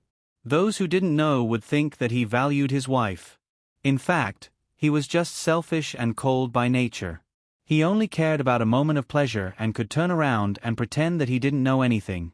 Outside, Luo Rongping had always been a person who cherished his reputation. He still wanted to have a bright future, a high position, and a generous salary. Naturally, his reputation couldn't be bad. Because Madame Lu was very clear about this, she became more and more unscrupulous. Luo Peishan was naturally not a person who would intervene in his son's backyard. It was just that he inadvertently learned about his third son's absurd behavior. He also had the idea to punish him. However, when he found out that the husband and wife were just snakes and rats in a nest, he was too lazy to ask. As long as they didn't make a scene outside and become a joke, he would let them do whatever they wanted behind closed doors. Madame Luo naturally didn't want to care about concubine Bai's trivial matter.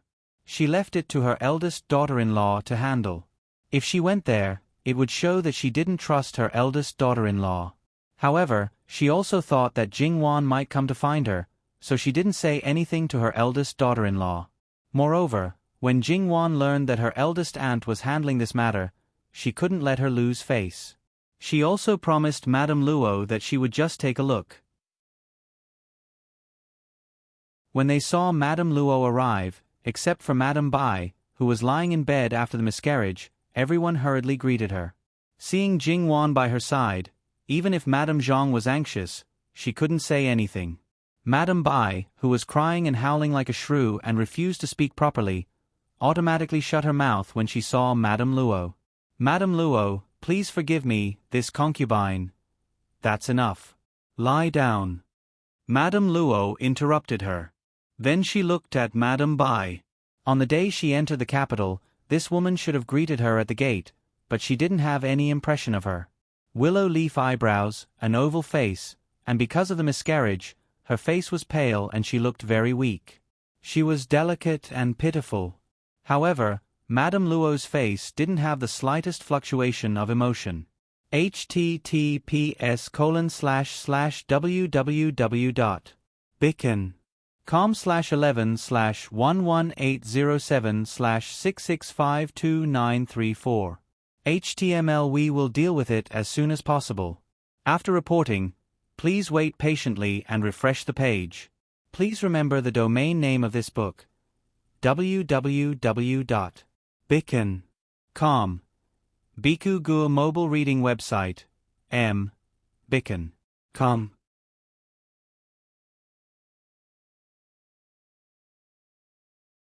Chapter 54.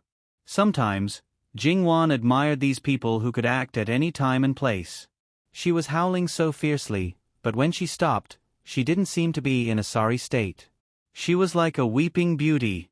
If it was someone who didn't know, even if it was a woman, their heart would soften. However, in the face of her grandmother, who had experienced decades of wind and rain, those tricks were really not enough. Madame Luo walked to the side and sat down. "Old lady, what's the situation?" Madame Wang knew that Madame Luo didn't avoid Jingwan, so she directly said, "Mother, the thing is, Madame Bai's daily food comes from the small kitchen of the Falling Plum House." As soon as she finished speaking, Madame Luo turned her head to look at Jingwan, and Jingwan seemed to sense it and looked back. At that moment, Jingwan read the meaning in Madame Luo's eyes. "See, your mother is such an idiot." Jingwan was helpless. Her mother's purpose was actually very simple. She hoped that the pregnant concubine would be able to eat well. After all, without the support of her husband, a concubine would be a concubine. Even if she was pregnant, the amount of food she ate would not be better than that of the official wife. She would eat from the small kitchen, and she would even subsidize the concubine. Madame Zhang used to do this before, but nothing happened. Now it was the same as before. It was not that the people around her didn't remind her, but Madame Zhang was so naive and sweet. She thought that everyone in the world had the same thoughts as her. Not only did she promise that nothing would happen, but she also said that it was not good for the people around her to speculate about others with bad intentions. Jingwan was very busy a few days ago, and the people of the Falling Plum House didn't want to disturb her with this matter. They asked her to persuade Madame Zhang, thinking that it was only a few days, so nothing should happen. In the end, they all regretted it. Today, Madame Bai asked for some desserts. Not long after she ate, her stomach began to hurt. Soon, she saw red and reported it to her younger sister-in-law. Her younger sister-in-law invited a doctor she was familiar with from outside, but by the time the doctor arrived, the child was already gone. Daughter-in-law had someone check the desserts. There was indeed something unclean inside. The person in charge of making the desserts was second sister-in-law's head maidservant, Lamei. The person who delivered the desserts was second sister-in-law's second-rank maidservant, Lu Er.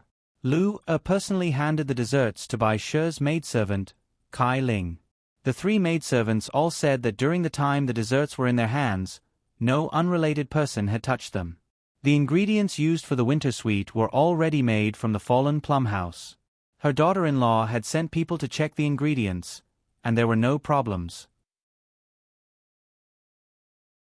In that case, the problem basically lay with these three people. The Belle was a clever one. She swore that she did not do anything. She was the only one who followed Bai Shi into the Luo family. She was loyal to Bai Shi. She hoped more than anyone that her Inyang could give birth to a boy or a girl. Luo was usually lively, but she was not the least bit careless when it came to doing things. She received the desserts from Lamei and handed them to Kai Ling. Along the way, there were basically people who saw her. After she finished her part, she did not say anything more. As for Lamei, she was not a child of the Luo family. When she was a few years old, she was bought into the Luo family and followed Madame Zhang. From a little maidservant, she was promoted to Madame Zhang's head maidservant a year ago. She was a little dull and clumsy. Because she was very good at making desserts, although she did not do anything in the kitchen, she often made desserts for Madame Zhang.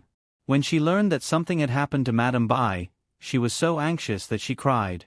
She repeatedly said that she did not do it. When Madame Bai slandered Madame Zhang, she also said that the madam was not that kind of person. She could not say a word more. As for the doctor, it was Madame Bai's second-rank maidservant, Zhu Er, who reported it to my younger sister-in-law. My younger sister-in-law said that she only heard that Madame Bai was not feeling well, so she went to invite a doctor from outside as usual and did not bother the doctor in the house. However, Zhu Er said that she had explained Madame Bai's situation very clearly and said that it was very serious. She wanted to make an exception and asked the doctor in the house to take a look. However, my younger sister-in-law said that she was just a concubine, so there was no need to bother the doctor in the house. The ins and outs of the whole thing were basically clear now. It was just a routine. If she investigated carefully, she would definitely find some clues. However, whether she could find the mastermind behind the scenes in the end depended on that person's skills. What was more, Jingwan was curious about the role of the old maid who was locked in the woodshed in her courtyard in this matter. One thing was certain. She ran to her courtyard on the spur of the moment. Mama Gong had already investigated who she had met before she went to Begonia Elegant House. However, in Jingwan's opinion, if this matter was really her third aunt's doing, there might be no result in the end. Jingwan's eyes fell on her third aunt. She lowered her eyebrows and narrowed her eyes. There was no sadness or joy on her face. The expression in her eyes could not be seen clearly. Her whole person was quiet. It must be said that Madame Lu was a person with a sense of propriety. She knew that her grandmother did not like her very much, so she did not go forward to make trouble.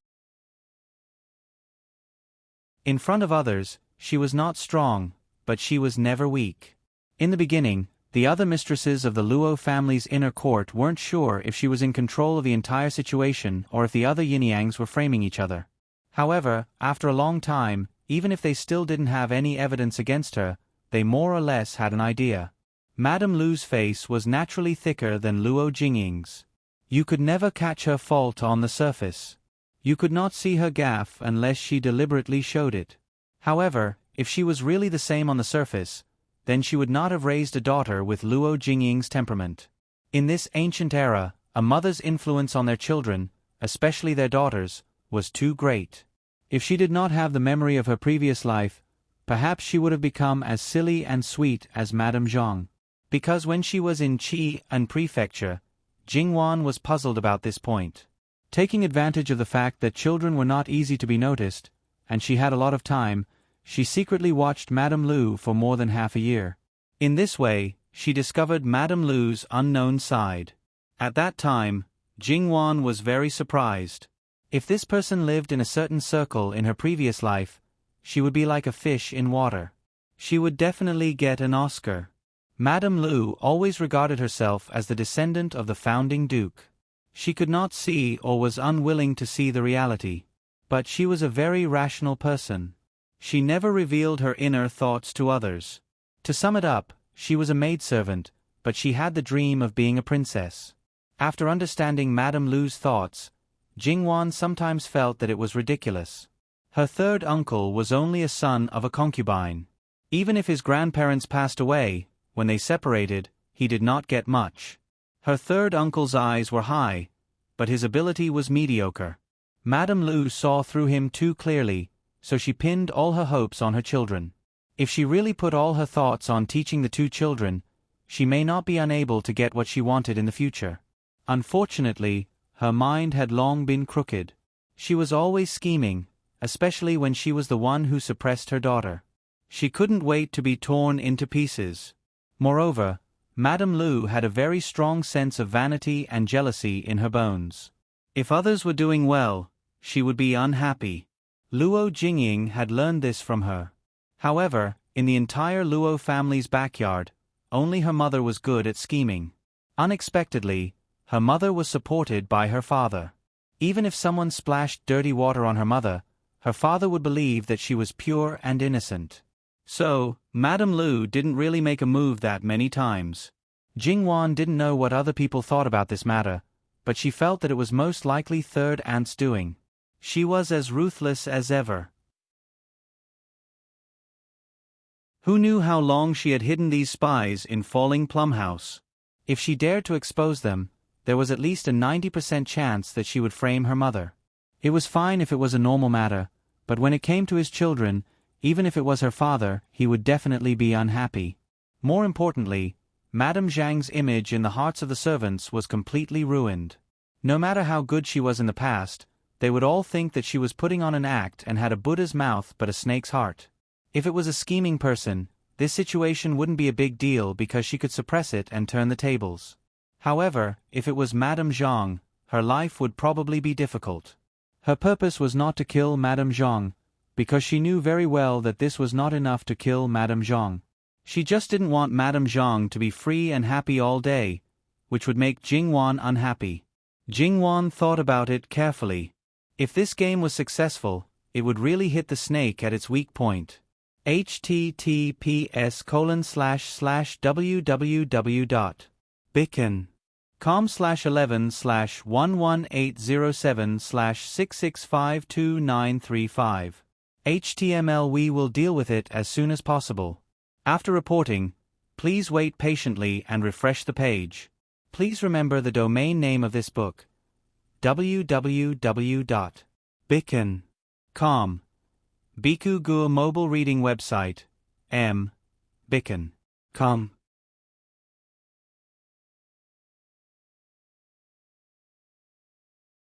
Chapter 55.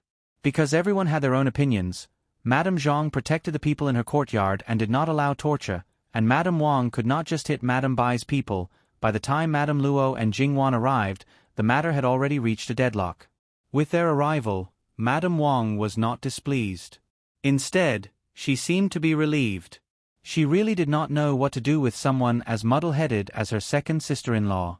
Faced with Madame Luo's question, she hesitated and looked at Madame Zhang. How could Madame Luo not understand? She said expressionlessly. Find all the relatives of the related people in the house and in front of them, flog them 10 times. If they still don't tell the truth, their whole family will be punished. If they still don't tell the truth, sell them. No one would have thought that Madame Luo would be so ruthless. Mother. Madame Zhang hurriedly wanted to plead. Shut up. You are the one who has the least right to speak now. If it weren't for your stupid and wooden-headed brain, would this have happened? If it weren't for the fact that I still have something to ask you to do, I would have grounded you for 3 years. Madame Luo was really angry. It was one thing for her to be hopelessly stupid, but she also always implicated others. Madame Luo had always been a good mother-in-law and never treated her daughter-in-law harshly. Even if she knew that Madame Lu was a two-faced and vicious woman, she still treated her indifferently and never made things difficult for her. Occasionally, when she encountered some things, she would secretly warn them. In front of so many people, it was definitely the first time that Madame Zhang was so merciless. Madame Zhang also didn't expect it to be like this. She felt wronged and cried, but she didn't dare to say a word. Jingwan stood next to Madame Luo. Seeing her mother like this, she couldn't do anything. After this incident, she hoped that she could learn a little bit, even if it was just a little bit. But even with such a low request, the hope was still slim. Most people only heard that Madame Luo blamed Madame Zhang, but some people also heard the trust in Madame Zhang's words. She clearly didn't believe that this was something that Madame Zhang could do. On the bed, Madame Bai was so angry that she wanted to vomit blood. She had met an unromantic husband, an innocent and stupid mistress, and a mother-in-law who looked kind but didn't care about concubines. No matter how many methods she had, she couldn't use them. Obviously, it was that idiot who occupied the position of the matriarch who caused her to lose her child. It was such an obvious thing, but no one believed it. She should not have been so careless. She should not have thought that that woman would not have the guts to do anything. The fact was, when a stupid dog bit people, it was even more ruthless. It could even hit you when you were not prepared. She should have listened to the advice of the bell and not eaten the food sent by the falling plum house. The child that she had painstakingly gotten was gone just like that. The relevant people were gathered as quickly as possible. Everyone in the room was moved to the courtyard, including Madame Bai, who struggled to get up. Madame Luo did not comment on this, but Madame Zhang, seeing her pale face, wanted to persuade her. She seemed to have completely forgotten who was the one who said that she, Madame Zhang, was cruel and merciless, not even letting go of the unborn child in her belly.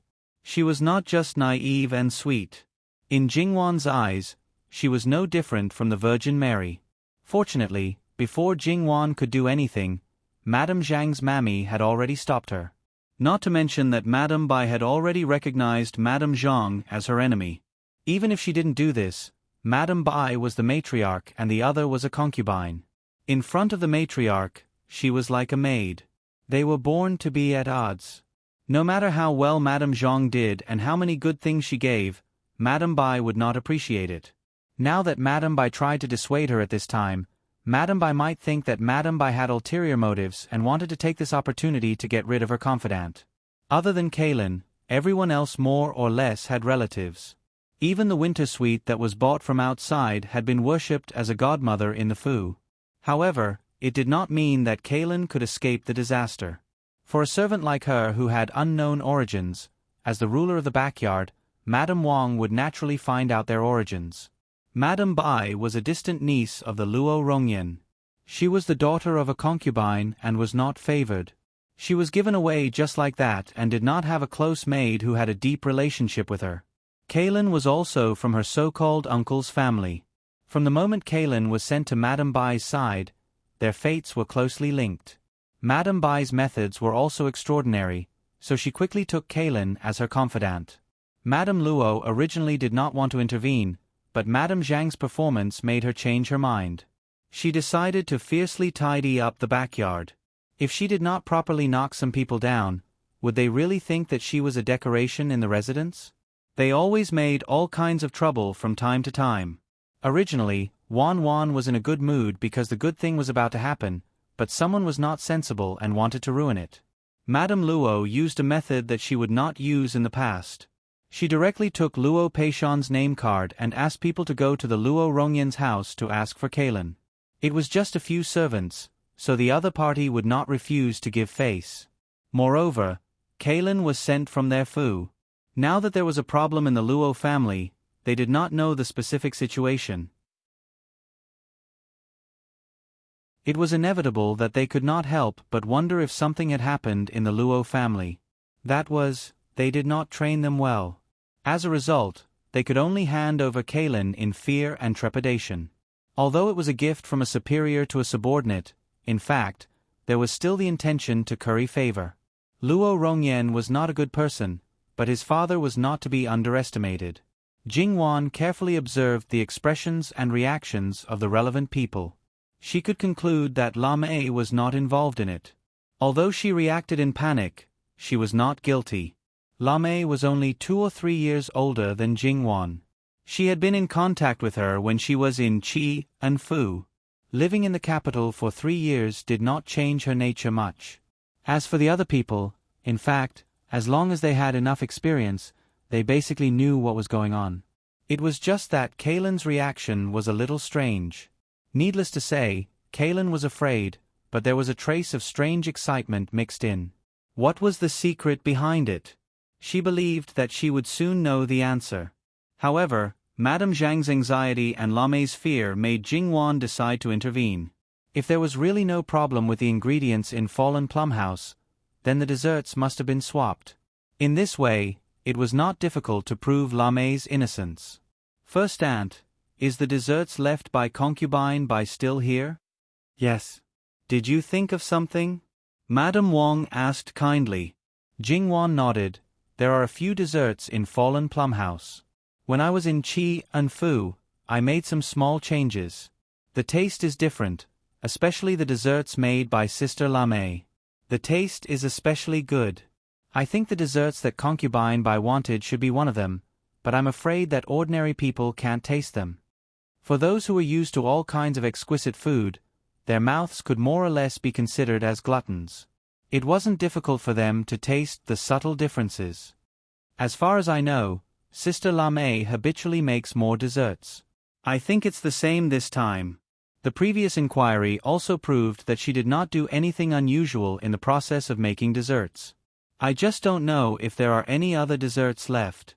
Jingwan, a girl, appeared here. Although it was not particularly out of the ordinary, because she was the only girl in the boudoir, it was naturally abrupt. As soon as she spoke, almost everyone's eyes were focused on her. Many people understood the meaning of her words. Fortunately, the desserts left in the Falling Plum House had not been touched yet. Plum blossom cake? When Jingwan saw it, she smiled. This was their second branch's special dessert. Her father especially liked it. No wonder Madame Bai would choose this.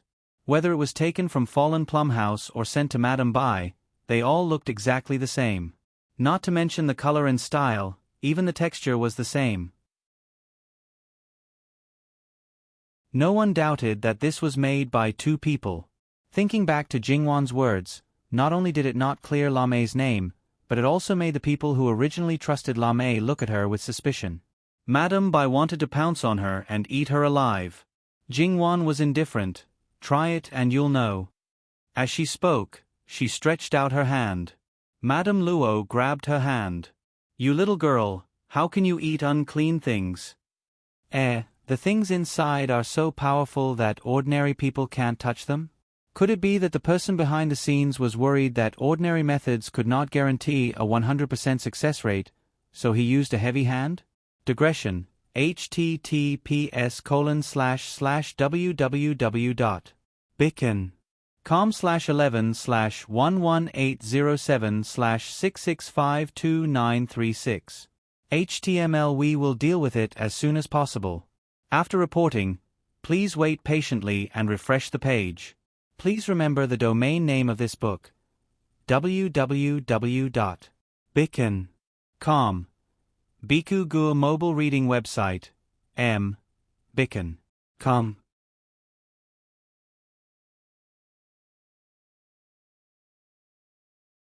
Chapter 56. It's not that serious, but it's better if you don't touch it. Wang Shi smiled, but there was a different meaning in her smile.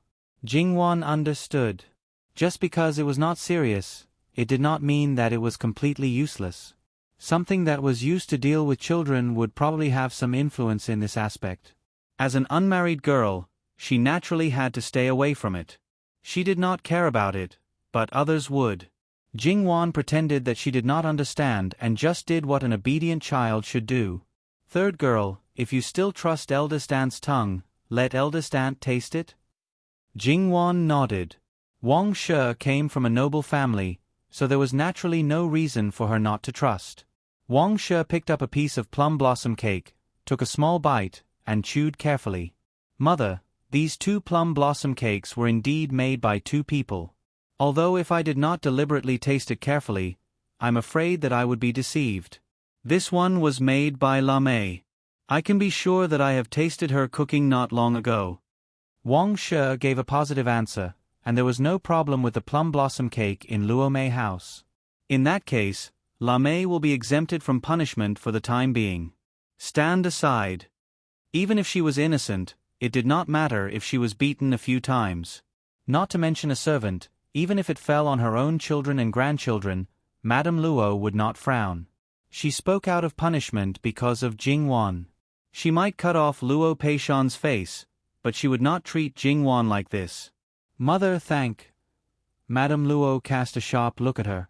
Zhang Shi, who did not learn her lesson, silently shut up. However, she still fearlessly asked someone to bring Lamei over and comforted her with a few words. Although she had long known that Madame Luo was biased to Jingwan, she also let some people see her almost bottomless tolerance, care, and love for her. However, in the future, if her Luo Jingwan does something that endangers the Luo family, I don't believe that you, this damned old woman, will still be so unprincipled to protect her. As the ringtone's relatives hadn't arrived yet, she was left until the end. Because she was the last, the fear in her heart was also the heaviest. The people in front of her were mercilessly beaten. Perhaps they deliberately didn't have their mouths gagged, but the screams lingered in her ears. The bloody scene clearly didn't land on her, but she seemed to feel the bone-piercing pain in advance. Only half of the 10 strikes had passed, and Lu had confessed.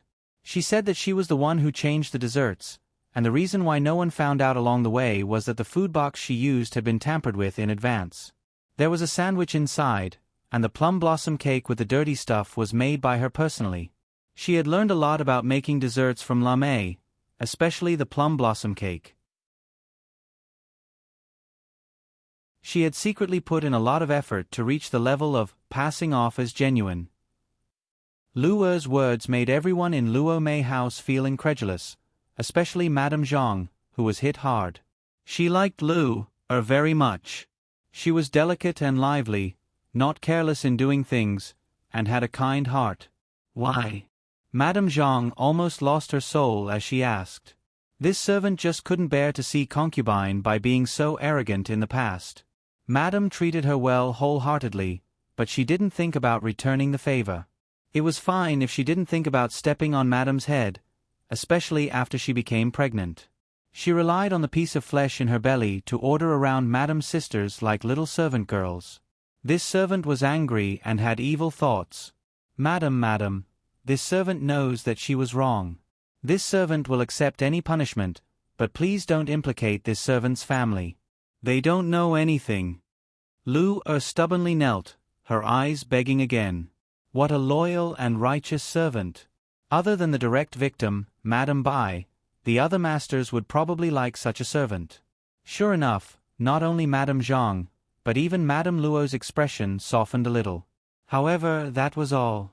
Even if concubine Bai was only half a master, the child in her belly was a real master. Harming a master's life, no matter how big of a reason one had, one would not be easily let off. Moreover, no one was a fool. They couldn't just believe everything Lu said. Whether it was true or false still needed to be verified. Madame Wang asked Lu some questions in detail, such as how she got those things that normal people in the inner courtyard wouldn't have, who helped her, and how she knew the use of those things. Perhaps because she knew that at this point, it didn't matter whether she said it or not, Lu said everything she knew. She answered whatever was asked. Even if she was repeatedly asked, she still spoke clearly and without any contradictions or omissions. In that case, there seemed to be no need to interrogate anyone else. Madame Wang was also prepared to punish Lu severely. She directly called the slave trader and was prepared to sell her far away as a guilty slave. However, at this moment, Lu's family members suddenly rushed forward and knelt in front of Madame Zhang. They kowtowed loudly, Madam, please have mercy and save Lu. Lu did such a foolish thing because of you and was branded as a guilty slave. Lu's life is over. Ever since Lu came to your side, she has served you with all her heart. Can you bear to see her being trampled on? Madam, I beg you. Madame Zhang was innocent and unaffected. She had a soft and kind personality and easily trusted others. This was well known in the inner courtyard of the Luo family. These people firmly grasped this point and used it. They knew that she would not stand by and do nothing, but they pointed out that if she did not save Lu, she would be harsh and ungrateful. Originally, Madame Zhang would have taken the initiative to help, but she was forced to do it for her own reputation. The nature of this was completely different. Moreover, in this way, she had no choice but to save Lu-er. It was like putting her on the fire. Lu-er, who was originally quite calm, finally felt afraid when she learned that she was going to be branded as a guilty slave. She did not dare to ignore Madame Zhang's pleas and expressed her sincerity. She said that even if she did not contribute, she had worked hard. She also repeatedly emphasized the reason why she did wrong. Madame Zhang was already prepared to disregard everything and plead for Lu-er to Madame Luo, but these people did not give her a chance to speak. She was at a loss and hurriedly told them, "Stop kowtowing and get up." However, these words did not work at all. Until now, she still did not understand her situation. In this matter, no matter what she did, it would not be good for her. Needless to say, what would happen if she did not save Lu-er? But if she did save Lu-er, even if she did not achieve her goal, she would plead for the murderer who killed her husband's child. What was going on? Was her husband's child not worth as much as the life of a servant? Or was it that Madame Zhang wanted to take advantage of the situation and get rid of her dissidents? There would be estrangement between Madame Zhang and the Luo Rongyan. Jingwan looked on coldly and became more and more certain that there was something going on here. It was definitely not as simple as it seemed. From the beginning to the end, the other party's goal was to target Madame Zhang. They were determined to taint her and step on her as much as they could. While everyone's attention was focused on Madame Zhang and Luer's family, Jingwan did not let go of other places and try to find clues. After all, even if Jingwan was very good at judging people, she could not read too much from a person's expression. She was not a professional in this field. However, her efforts paid off. She finally found something else. After carefully sizing up Luer again, she thought of another possibility. As for the result, she would know with a try. "Enough, all of you, shut up." The begging stopped abruptly and looked at Jingwan in unison. Jingwan was still the same as when she first arrived. Her expression was dark and indifferent. Jingwan looked inquiringly at Madame Luo and Madame Wang. After getting their nod of agreement, she asked Lu-er calmly, "Do you like plum blossoms?" Lu-er did not understand and nodded honestly. Many people knew that she liked plum blossoms. She liked to embroider many of her personal things with plum blossoms. "I like them. My father likes gold and stone more than flowers and trees. However, he has a special liking for plum blossoms and is also very fond of plum blossoms cakes." "Third miss, don't slander me. There are many people in the world who like plum blossoms. Is second master the only one who likes them?" Luer refuted quickly and fiercely. Her attitude was so fierce that it made people speechless. https://www.bicken.com/11/11807/6652937. HTML. Please click here to report an error. Registration is not required. We will deal with it as soon as possible. After reporting, please wait patiently and refresh the page. Please remember the domain name of this book: www.bicken.com. Bicken. Com mobile version reading website. Bicken.com.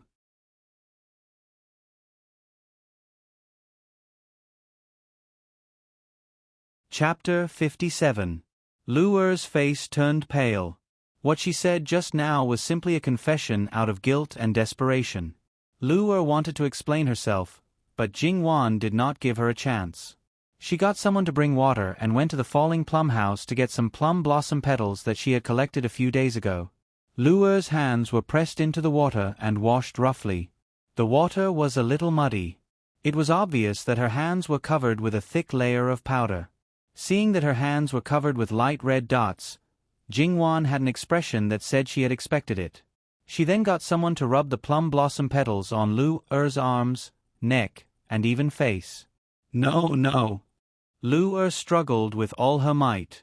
The petals were like poisonous snakes and ferocious beasts, making her extremely terrified. Everyone else looked at each other. Jingwan continued to look at her coldly.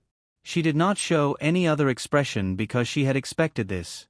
Very soon, red rashes appeared on Lu Er's body. Lu Er howled, "It hurts, it itches." She was probably afraid of hurting her delicate skin, so she did not dare to scratch it. However, in the end, she could not hold herself back and did it. Now that she had started, she could not care less. Streaks of bloody marks appeared on her skin, looking very frightening. If you don't stop her, her face will really be ruined. When that time comes, you won't be able to wait for a good price. Jingwan's words woke Lu Er's family up. They quickly went forward to grab Lu Er. At this point, everyone understood that Lu Er could not touch plum blossom petals. Think about it. If something could cause harm to oneself, then it was natural that such a thing would be hated. However, there was someone who showed extreme love for such a thing. Whether it was true love or fake love, there must be a reason. I didn't expect that there would be more than one person in the Luo family who likes to torture themselves. Jingwan glanced at the Lu family and said calmly. Previously, Luo Jingying had been torturing herself psychologically. Now, Lu Er was torturing herself physically. In fact, Mrs. Lu should be counted as well. Instead of living a good life, she insisted on making things difficult for herself and then wanted to drag others down with her. Mrs. Lu happened to see Jingwan's meaningful glance. Her heart jumped. She always felt that Jingwan could see through her. She had a creepy feeling. However, after thinking about it, she felt that it shouldn't be that bad. Even the old madam only knew a little about her. She was just a little girl. No matter how capable she was, that was all. Thus, she suppressed the uneasiness in her heart. Jingwan didn't need to do anything after that. Madame Zhang's nannies would take care of it. Secretly spying on the male master, persecuting the concubine, and framing the mistress. Clearly, she had the heart of a snake and scorpion, yet she dared to boast shamelessly that she was doing it for the mistress. In order to get Madame Zhang out of the picture, naturally, she couldn't give Lu Er a chance to refute. She pointed out some of Lu Er's daily trifles one by one. For example, she liked to embroider plum blossoms on things she used, but she didn't break them. She also said that it bloomed on a branch and everyone saw it. It was better to share it with others than to share it with others. However, these remarks were occasionally heard by the second young master. She also said that some of her words and deeds didn't seem to be important, but when linked together, her intentions were clear. Lu Er couldn't refute it at all. At first, Madame Zhang's nannies only wanted to help Madame Zhang. As she spoke, she became more and more angry. Because she wasn't making things up. It turned out that there were signs so early, but she didn't notice it. She even left such a poisonous snake by the Madame's side. Madame Zhang didn't dare to believe that the final result of the matter would be like this. She thought that although she didn't owe the people around her a lot, she could still pat her chest and guarantee that she treated them well. She also never asked them to repay her. Instead, she received kindness with enmity. For a moment, she was disheartened. Her nature for decades couldn't be changed just because she said so. If Madame Zhang really became a qualified mistress of the inner house, she wouldn't be hers anymore. Her happiness, and even her friendship with Luo Rongyan would be completely erased. Jingwan sometimes hoped that her mother could change, but in fact, she never tried to do anything. Even if sometimes her role was reversed with Madame Zhang, she didn't care. She didn't expect Madame Zhang to do anything for her, and she didn't need it. As for Jingwan, deep in her heart, she thought, just let it be like this. It's fine as long as Madame Zhang maintains her nature. She can always find a way to protect her for a lifetime of peace and prosperity. Previously, she had been ignoring Madame Zhang. At this time, she walked forward and said, "Mother, don't think too much. It's fine as long as you have a clear conscience." Madame Zhang's fragile heart was instantly comforted. Although she was still sad about Lu Er's actions, she didn't continue to have a hopeless expression. Her daughter was right. She had a clear conscience. She wiped the tears from the corners of her eyes, straightened her back, and resumed the posture of a pampered noble lady. Without comparison, there was no way to distinguish good from bad. Not only did Madame Zhang not fulfill her duty as a mother, but she was also cared for and sheltered by her own daughter. Thinking about her own daughter, including Madame Wang's married daughter, Madame Wang still had to worry about them.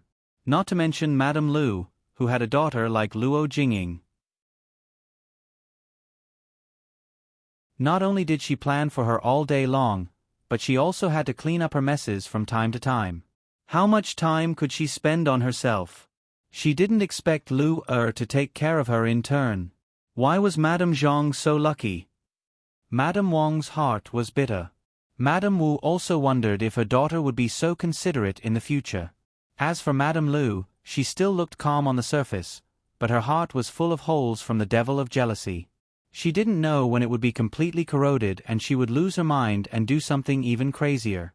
The matter could be said to be full of twists and turns, but the perpetrator was indeed Lu. There was no doubt about this. It was naturally impossible for things to end like this. Jingwan would not allow it. She had to take this opportunity to pull out all the nails in Madame Lu's heart.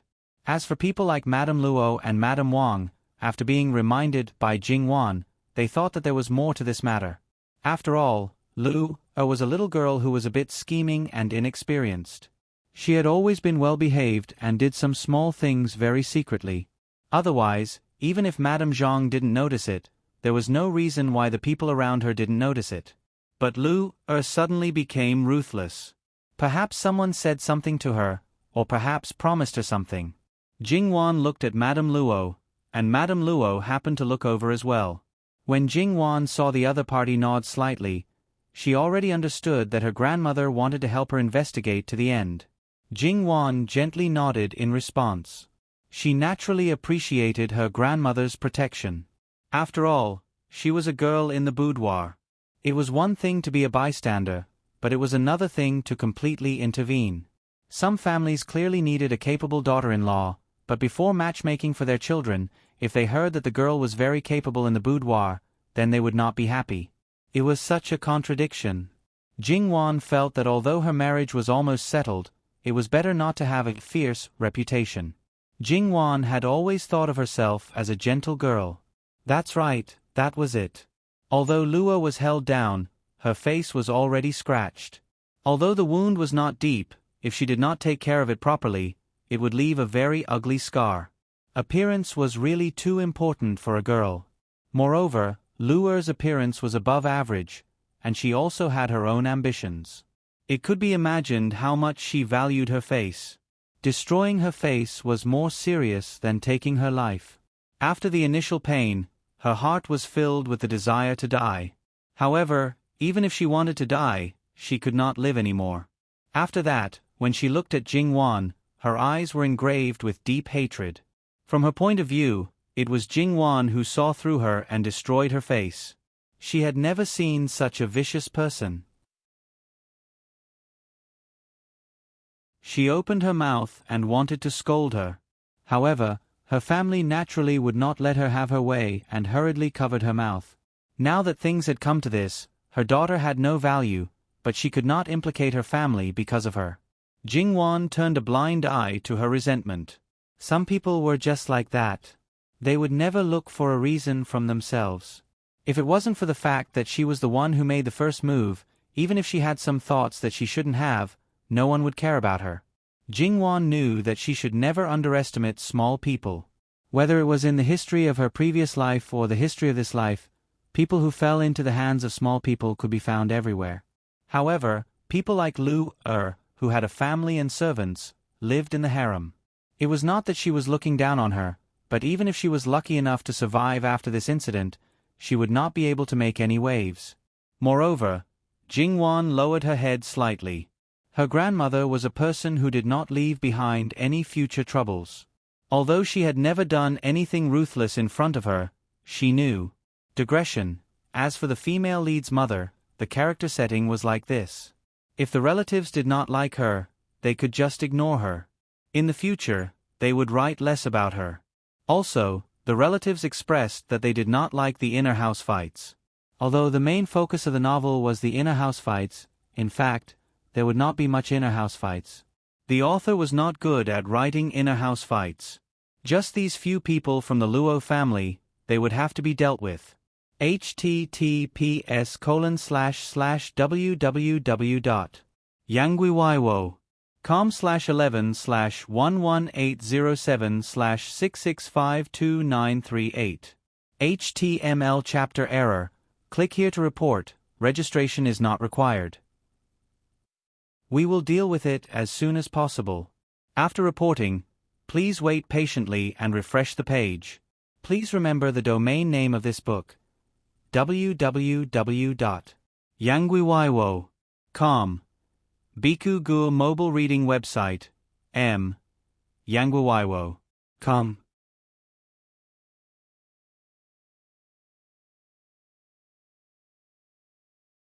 Chapter 58. She had just witnessed Madame Luo's ruthlessness and decisiveness, and now she was witnessing her gentleness and tolerance. Madame Luo had someone bring Lu in front of her and looked at her condescendingly. Lu who had a fierce expression just now, was now trembling uncontrollably. "I'll give you a chance. Tell me everything you've been hiding, and I'll give you a bottle of Yulu ointment." Yulu ointment had a miraculous effect on removing scars. During the reign of the late emperor, it had helped one of the late emperor's favored concubines to remove a terrifying scar, and thus became famous. However, that ointment was very expensive and very rare. It was almost exclusively used by the favored concubines in the palace. Before this, no one knew that Madame Luo had such an ointment, but since she said she had it, no one doubted her. Lu revealed a look of pleasant surprise. "Madam, are you serious? Are you doubting me?" Madame Luo said lightly. "No, no." Lu hurriedly denied. Then, without thinking too much about it, she was afraid that Madame Luo would go back on her word. Like spilling beans, she rattled off the parts she had been hiding without stopping. She did not think at all about what would happen to the people she had implicated, nor did she think about whether she would have the fortune to enjoy the Yulu ointment even if she obtained it. The only remaining thought in her mind was that her face would not be disfigured, and that she would still be as beautiful as before. Sure enough, Lu thoughts had been known by someone, and then she had been instigated intentionally or unintentionally. In this way, another person had been implicated. In addition to the person who had helped Lu before, there were a total of 4 people: the gatekeeper, the front yard, the backyard, and the falling plum house. They were really connected. Were the 3 people from before purely because they had been bribed by Lu to help her, or were they instructed by someone to make things convenient for her? No matter what the situation was, she caught them all. Perhaps because she was angry, she did not ask anything and gave them a good beating first. Not to mention that they had only helped a little and did not do anything wrong, but they had brought those dirty things into the backyard. Whether they had known about it or not, it was a huge mistake. All of them were either begging for mercy or yelling that they had been wronged. That miserable and bloody scene made many servants keep quiet out of fear. They only knew that the old madam was a kind person, but they didn't expect that when she was ruthless, she was even more frightening than the first madam they had always respected. They all shrank their necks and didn't dare to breathe loudly. They only silently warned themselves that in the future, they must know their place and don't be blinded by greed. Otherwise, it would be their turn next time. Similarly, they were sold under the name of a guilty slave. As a result, even those who truly didn't know the truth would be able to reveal some of the dark secrets of the inner residence. Aside from the 4th branch, everyone in the 3rd branch was exposed. The 2nd branch was the least exposed, and most of the information came from concubine Bai. Now, other than Madame Wu and Madame Zhang, who still didn't have any self-awareness, many people's expressions turned ugly. Jingwan glanced at Mrs. Lu. The matter that was exposed had nothing to do with her, but because it involved the concubines of the 3rd branch, she felt ashamed. Oh, sure enough, she was the king of acting. Few people could compare to her. Gong Mama came over with the servant who was detained in the begonia house.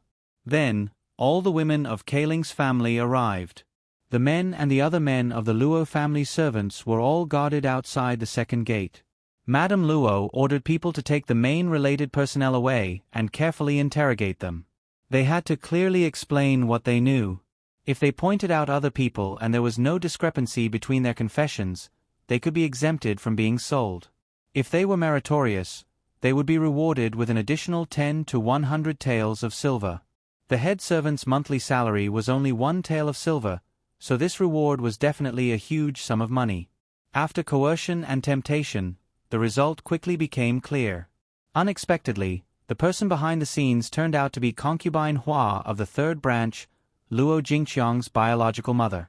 Even Kaling, who was by Madame Bai's side, was bribed by her. It turned out that the reason why Madame Bai acted so quickly was that Kaling added something to the first piece of snack she gave her. The servant girl who passed the message to Madame Zhang was also arranged by her. The servant who went to Jingwan's courtyard was the one who provided Lu with a prescription for those dirty things. She was also the key person to contact both sides. Before Gong Mama brought her here, she told her that her grandson's whereabouts had been found in a surprisingly short time. The reason why Kaling betrayed her master was that she received 100 taels of silver. Her good-for-nothing younger brother, who was always causing trouble, went to gambling dens and brothels at a young age. He owed a lot of debt and was found. Her parents didn't want to be kicked out of the house by the main family, so they made a scene and used filial piety to force their daughters. They said that they would buy out their relationship with them for 100 taels of silver and never look for them again in the future. Kaling knew that her master, Madame Bai, couldn't help her. Concubine Hua was brought over, and Luo Jingqiang, who insisted on following, was also brought over. Concubine Hua didn't have any makeup on.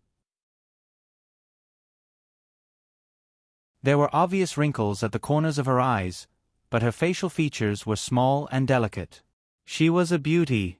Looking at it carefully, Luo Jingqiang looked more like her father. Concubine Hua was neither sad nor happy. Her eyes were exceptionally calm, as if she had already expected this situation. She quietly knelt in front of Madame Luo and calmly admitted all her sins. Because she was angry with the main mother, Madame Lu, for embezzling her daughter's dowry, she had the idea of revenge. Because she accidentally heard Madame Lu complaining about Madame Zhang's good fortune, she used this as an excuse to plot against the second branch and tried to frame Madame Lu. However, her ability was limited and she didn't succeed. Madame Luo, this concubine, knows that her sins are serious, but second young lady really didn't know anything. Please, for the sake of her being your granddaughter, let her marry in a dignified manner. Don't let this sinner affect her. Concubine Hua looked at Madame Luo with tears in the corners of her eyes. The depths of her eyes were filled with sadness and pleading. She was sincere, no longer as calm as before. Naturally, Jingwan had known about Concubine Hua for a long time. In the early years, Concubine Hua had fought with the Lu matriarch many times, but she was able to survive until now and raise Luo Jingqiang. It could be seen that she was not a simple person. However, as she gradually lived in seclusion, her sharp edges were mostly erased, and she became transparent. Moreover, she was a good mother. At the same time, Madame Lu also hurriedly knelt down and apologized, saying that she didn't really want to embezzle Luo Jingqiang's dowry. It was just because she was angry with her father. She didn't want to cause such a tragedy. Madame Luo fixed her eyes on the two of them. For a moment, the scene was so quiet that one could hear a pin drop. Everyone was waiting for Madame Luo's final decision. Luo Jingqiang covered her mouth with a handkerchief and didn't dare to cry out. She knew a lot of things, but she couldn't say it or do it. Otherwise, her life with her concubine would be even more difficult. From now on, Concubine Hua will be grounded until second young lady gets married. Then, she will move to Zhuangzi and never return. Third son's wife didn't discipline her properly, so she will be fined a year's salary. In addition, your third branch will add 30% of second young lady's dowry in addition to the public money. I will personally look at the list of dowry. Madame Bai had a miscarriage and injured her body. She will recuperate in her courtyard. Don't come out if you have nothing to do. As for the others, it's up to you whether to reward or punish them. She walked straight away. Madame Luo didn't even call Jingwan. It could be seen that she was really angry. Jingwan thought about it and still didn't follow. First, Madame Bai lost her child. Then, she was betrayed. Now, she was grounded in disguise. In a fit of anger, she really fainted. Madame Lu knelt on the ground for a long time and didn't move. People who didn't know would think that she was distressed by the extra money. But in Jingwan's view, she was not only distressed, but also reflecting on herself. She was reflecting that she didn't do it carefully enough. She went for wool and came home shorn. Although she considered that she might be found out and found a scapegoat, in the end, she was indeed picked out perfectly. She also removed the thorn in concubine Hua's side for many years. However, she didn't achieve her original goal. Instead, she was warned by Madame Luo and lost a lot of money. Jingwan was very curious. How did Madame Lu's heart become so twisted, but she didn't show it on her face at all. Madame Wang always had her own set of principles. Rewards and punishments were clear, but she also considered what Madame Luo said. Rewards were rewards. Punishments were punishments. The two sides didn't offset each other. Those who should be beaten were beaten, those who should be sold were sold, and those who should be sold were sold, and those who were sold were sold, and those who were sold were sold, and those who were sold were sold, and those who were sold were sold, and those who were sold were not kept. It could be said that she was merciless and benevolent.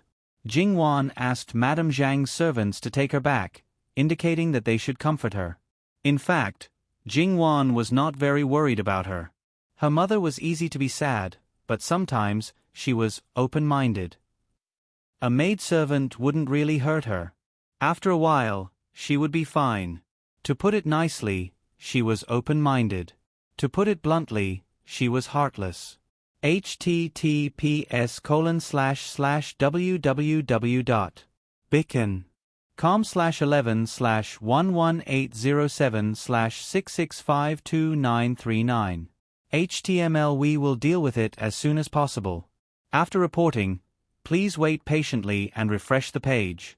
Please remember the domain name of this book: www.bicken.com. Bicken.com mobile edition reading website. Bicken.com.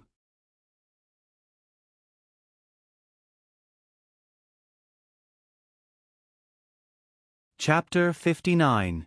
When Mrs. Lu turned around, there was a kind smile on her face. "What's the matter, third girl?" Jingwan was a little embarrassed. She pursed her lips and smiled. "Speaking of which, there's a small matter that I'm sorry about.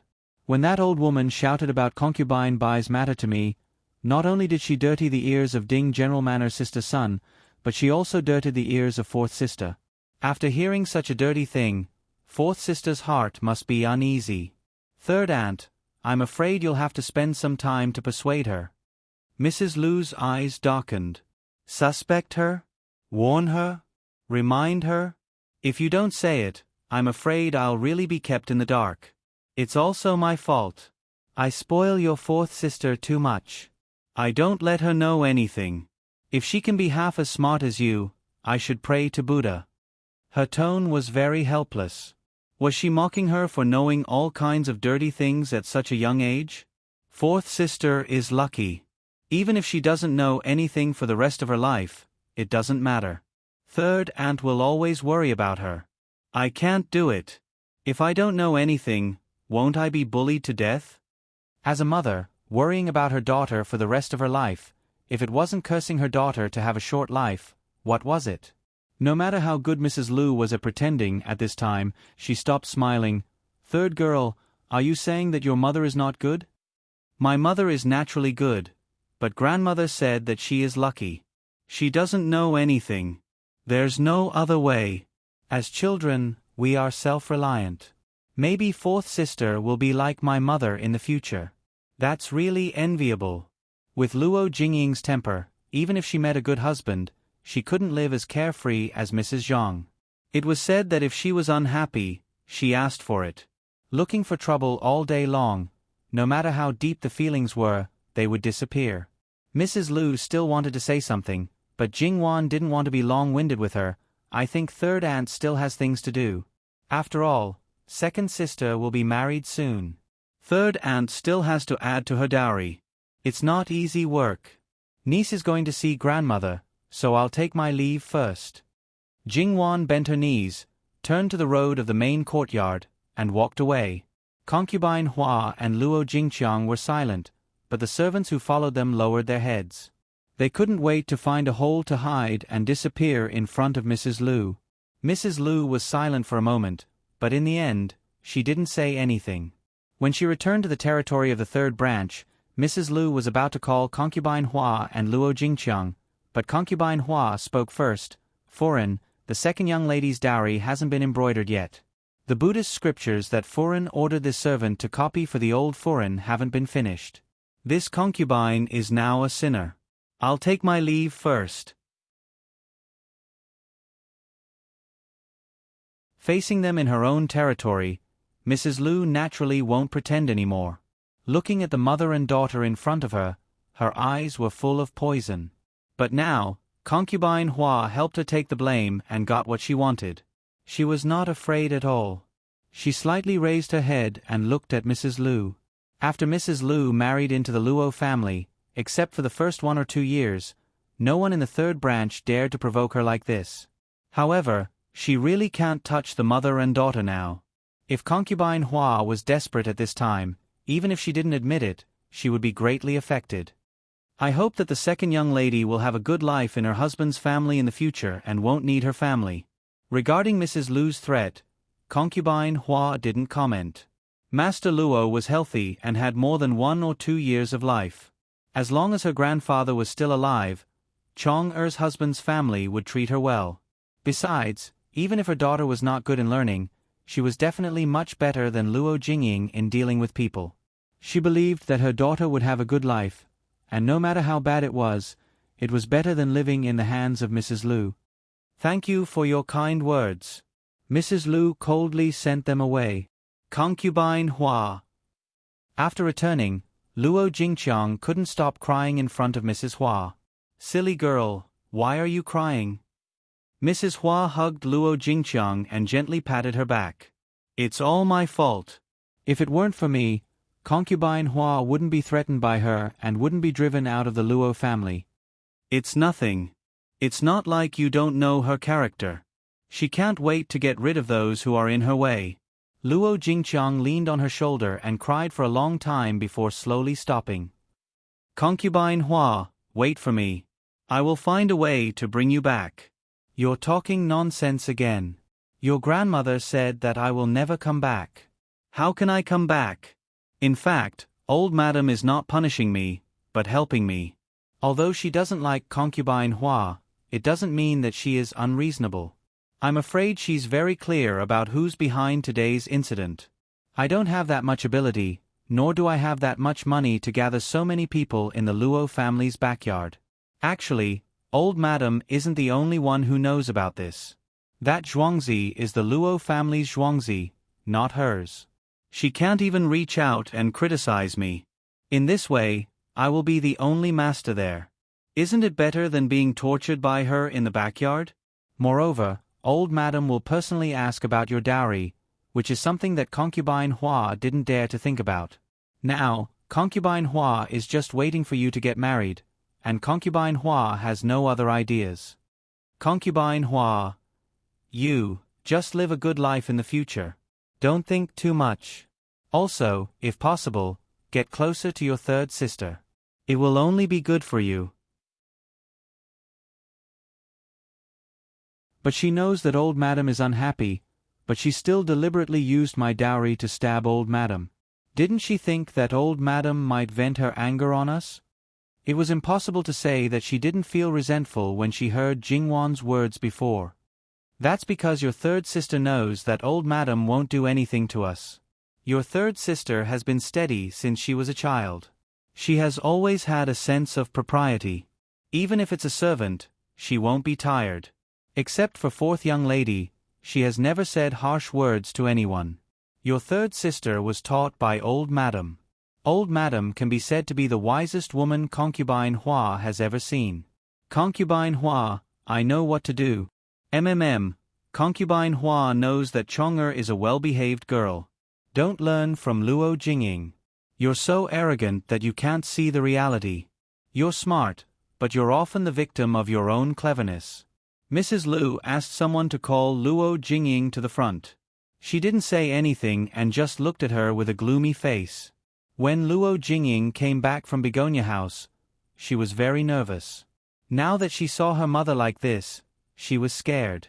Her usual arrogant, flamboyant, elegant, and confident girl was completely gone. She became a bit timid. However, the more Luo Jingwan behaved like this, the angrier the Lu matriarch got. Even if she was in the wrong, she should not lower her head. She should maintain her composure, but look at her now. She was so timid that she could not even compare to those country bumpkins who came from a small place and had never seen the world. She thought about Luo Jingwan, who was calm in the face and did everything appropriately. Even if her words were sarcastic, she could not find fault with them on the surface. That was the Lu matriarch's ideal daughter. Then, she thought about the losses she had suffered today, and the anger she had suppressed could no longer be controlled. Luo Jingying staggered and almost fell to the ground. She felt a burning pain on her face. In addition, she sprained her neck. But she didn't feel the pain. She was stunned. Her appearance didn't make Mrs. Lu feel sorry for her. Instead, her eyes began to become bloodshot. She looked like a female beast that was about to lose her mind. The mama next to Mrs. Lu saw that something was wrong. She quickly asked someone to take Luo Jingying out and hugged Mrs. Lu. Luo Jingying, who was outside, heard the commotion inside. She slowly came back to her senses and covered her red and swollen face. She had never been hit since she was a child, let alone her mother, who treated her like a treasure. Even if she felt that her mother's mood was not right, she didn't know how to react. In addition to pain, she felt wronged. She felt very wronged. There was also an unspeakable resentment. She didn't know who this resentment was directed at. The room gradually quieted down. Mrs. Lu didn't call Luo Jingying to come in. Instead, she asked a maidservant to come out and tell her to go back to her courtyard and reflect on her mistakes. There was no time limit. Even though Luo Jingying came back to her senses, she was still a little absent-minded. Her mind was in a mess and she needed to calm down. Therefore, she didn't say anything and obediently went back. https://www.bicken.com/11/11807/6652940. HTML. We will deal with it as soon as possible. After reporting, please wait patiently and refresh the page. Please remember the domain name of this book: www.bicken.com. Bicken.com Mobile Edition.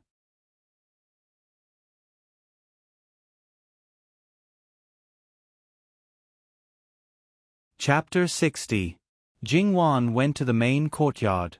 Regarding this matter, she did not mention a word to Madame Luo. Concubine Bai, on the other hand, could be said to be the most unlucky and suffered the most. Originally, she hoped that Luo Rongyan would come back to see her and comfort her gently and considerately. She also thought about how to use this opportunity to win his pity. Unfortunately, no matter how much she thought about it, it was in vain. Luo Rongyan did not come back until the evening. He was drunk and was directly sent to Falling Plum House. When the accident happened, it was unknown whether the servant who went to find him reported it to him or not. After Madame Bai heard this, she was so angry that she burst into tears. The things in the room were completely smashed, and the servants around her were all angered by her. They directly threw things at them. Being smashed was considered light, but the closer they were to her, the more serious the injury. Because of the ringtone incident, she felt that everyone was playing tricks behind her back. She cursed and scolded crazily. Concubine Ping, who was in the same courtyard, did not make a sound and pretended not to hear anything. Concubine Ji could not bear it. Although her two daughters also lived alone in a courtyard, they were separated from their courtyard by only one wall. With Madame Bai making such a ruckus, it was difficult for the two sisters to pretend not to hear. Concubine Ji was very angry. If her two daughters were led astray, she would tear Madame Bai alive. However, Madame Bai was now a lunatic. If she went to the door now, She did not know what would happen. She could only swallow her anger. She turned and went to her 2 daughters. Similar situations like this would happen from time to time in the backyard of many noble houses in the capital. The real lively place was the backyard of the 3rd branch. Madame Lu finally recovered a little. Before she could completely calm down, a servant reported that the 3rd master had returned and brought a woman, a very beautiful woman. Madame Lu had long been accustomed to this kind of thing. She did not care much at first. However, what happened next made her anger rise again. That woman did not come to see her immediately. Luo Rongping arranged a courtyard for her alone. If that was all, it would be fine. Luo Rongping sent his own people to serve that woman. In the past, the women who entered the backyard of the 3rd branch were all arranged by her. If Luo Rongping cared, at most, he would say a few words. But this time, he clearly showed that he treated that woman differently. He was protecting that woman. This was an unprecedented threat. Mrs. Lu cheered herself up. She wanted to see that woman. She wanted to see what kind of beauty she was. She wanted to see Luo Rongping, a man who valued power more than anything else, no longer cared about his reputation and wanted to tear his face with her. Madame Lu took a large group of people to kill. The small courtyard was originally well decorated. The servants were busy going in and out. When they saw Madame Lu, many people could not help but tremble. Those who were closer to her had to bite the bullet and salute her. Those who were far away saw that the situation was not good and directly took a detour. The first room to be cleaned up was the outer room of the bedroom. Under the warm candlelight, Luo Rongping was holding a woman gently and carefully. Although that woman was still some distance away from being able to cause the downfall of a country, she was indeed a first-class beauty, gentle, coquettish, and lovable. Looking at Luo Rongping, her eyes were full of deep affection and admiration. It seemed that he was her everything. Without him, she could not live alone. The deep affection between the 2 of them instantly pierced Mrs. Lu's heart. Before she got married, although Madame Lu did not like Luo Rongping, when things were settled, she also imagined that her husband would treat her wholeheartedly, protect her, and pamper her. Unfortunately, when he found out that his Tongfang was pregnant, he stubbornly refused to let that woman have an abortion. On the 2nd day of her marriage, he wanted her to promote that woman to a concubine. All of her beautiful fantasies were instantly shattered. Luo Rongping was the same as her. He was dissatisfied with this marriage. From the beginning, the 2 of them treated each other with respect. But because each of them had their own desires, they only maintained the superficial relationship between husband and wife. Between them, there was not even a moment of tenderness. "You brought someone back, why didn't you tell this concubine? Now, you have to personally arrange it. Isn't this concubine's fault?" Seeing the 2 of them whispering sweet nothings to each other, Madame Lu put on a fake smile and said. That woman seemed to be startled by Madame Lu's sudden words. She suddenly raised her head and then hurriedly got up. "This concubine greets Madame." Madame Lu's mouth twitched.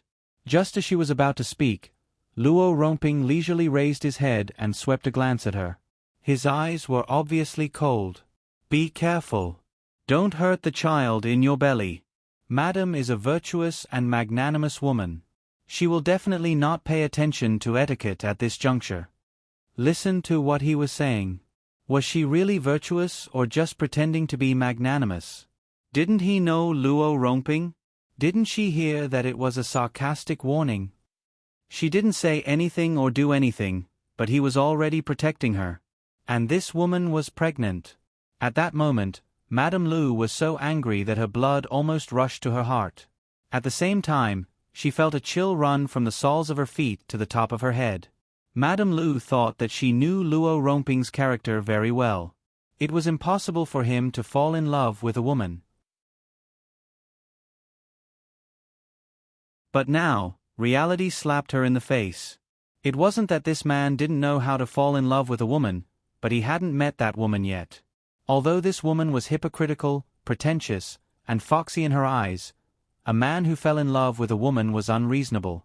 It was easy for him to spoil his concubine and neglect his wife. even if she didn't know how long his love would last. Madame Lu felt an unprecedented fear. She wasn't sure how far Luo Romping would go for this woman. She was able to gain a foothold in the Luo family and do whatever she wanted in the third branch because of Luo Romping's indifference. Although she disdained and was unwilling to accept it, she had to admit that if a woman didn't have a strong family, she still had to rely on her husband's support. But when this man not only didn't support her, but also helped another woman, even if she had 1,000 abilities and 10,000 means, it was useless. Compromise? Should she put down her pride and compete with these vixens for his favor and beg him to lower his curtain? She wanted to be strong for half of her life, but she couldn't do it. Especially when she didn't have a good impression of this man. She wanted to dominate him because he was her legal wife. Even if she didn't want him, no one else could touch him. She wanted to dominate him for the sake of her children's future. That woman gently pushed Luo Romping's hand away and smiled embarrassedly. Foreign is virtuous, but this lowly concubine can't be arrogant because of your favor. She looked at Madame Lu. She looked like a weak willow branch in the wind, but she still respectfully bowed. This lowly concubine originally wanted to serve tea with Foreign, but if I go now, I'm afraid that I will disturb Foreign's rest. I didn't want Foreign to go personally. This lowly concubine is really guilty. I hope Foreign can forgive me. The corner of Madame Lu's mouth twitched. She felt like she had met her match, but this kind of opponent made her completely unhappy. This woman was not easy to deal with. With Luo Romping's help, it was very difficult to trample her to death and get rid of the bastard in her belly that may threaten her son. Look at Mimi. I know that ye loves Mimi dearly. Serving tea is just like that. It doesn't matter if you do it or not. Who can say anything about the person in Ye's heart? Your body is heavy now, so the most important thing is to take care of yourself. If you need anything, just tell me. It was natural for a concubine to serve tea with the head wife.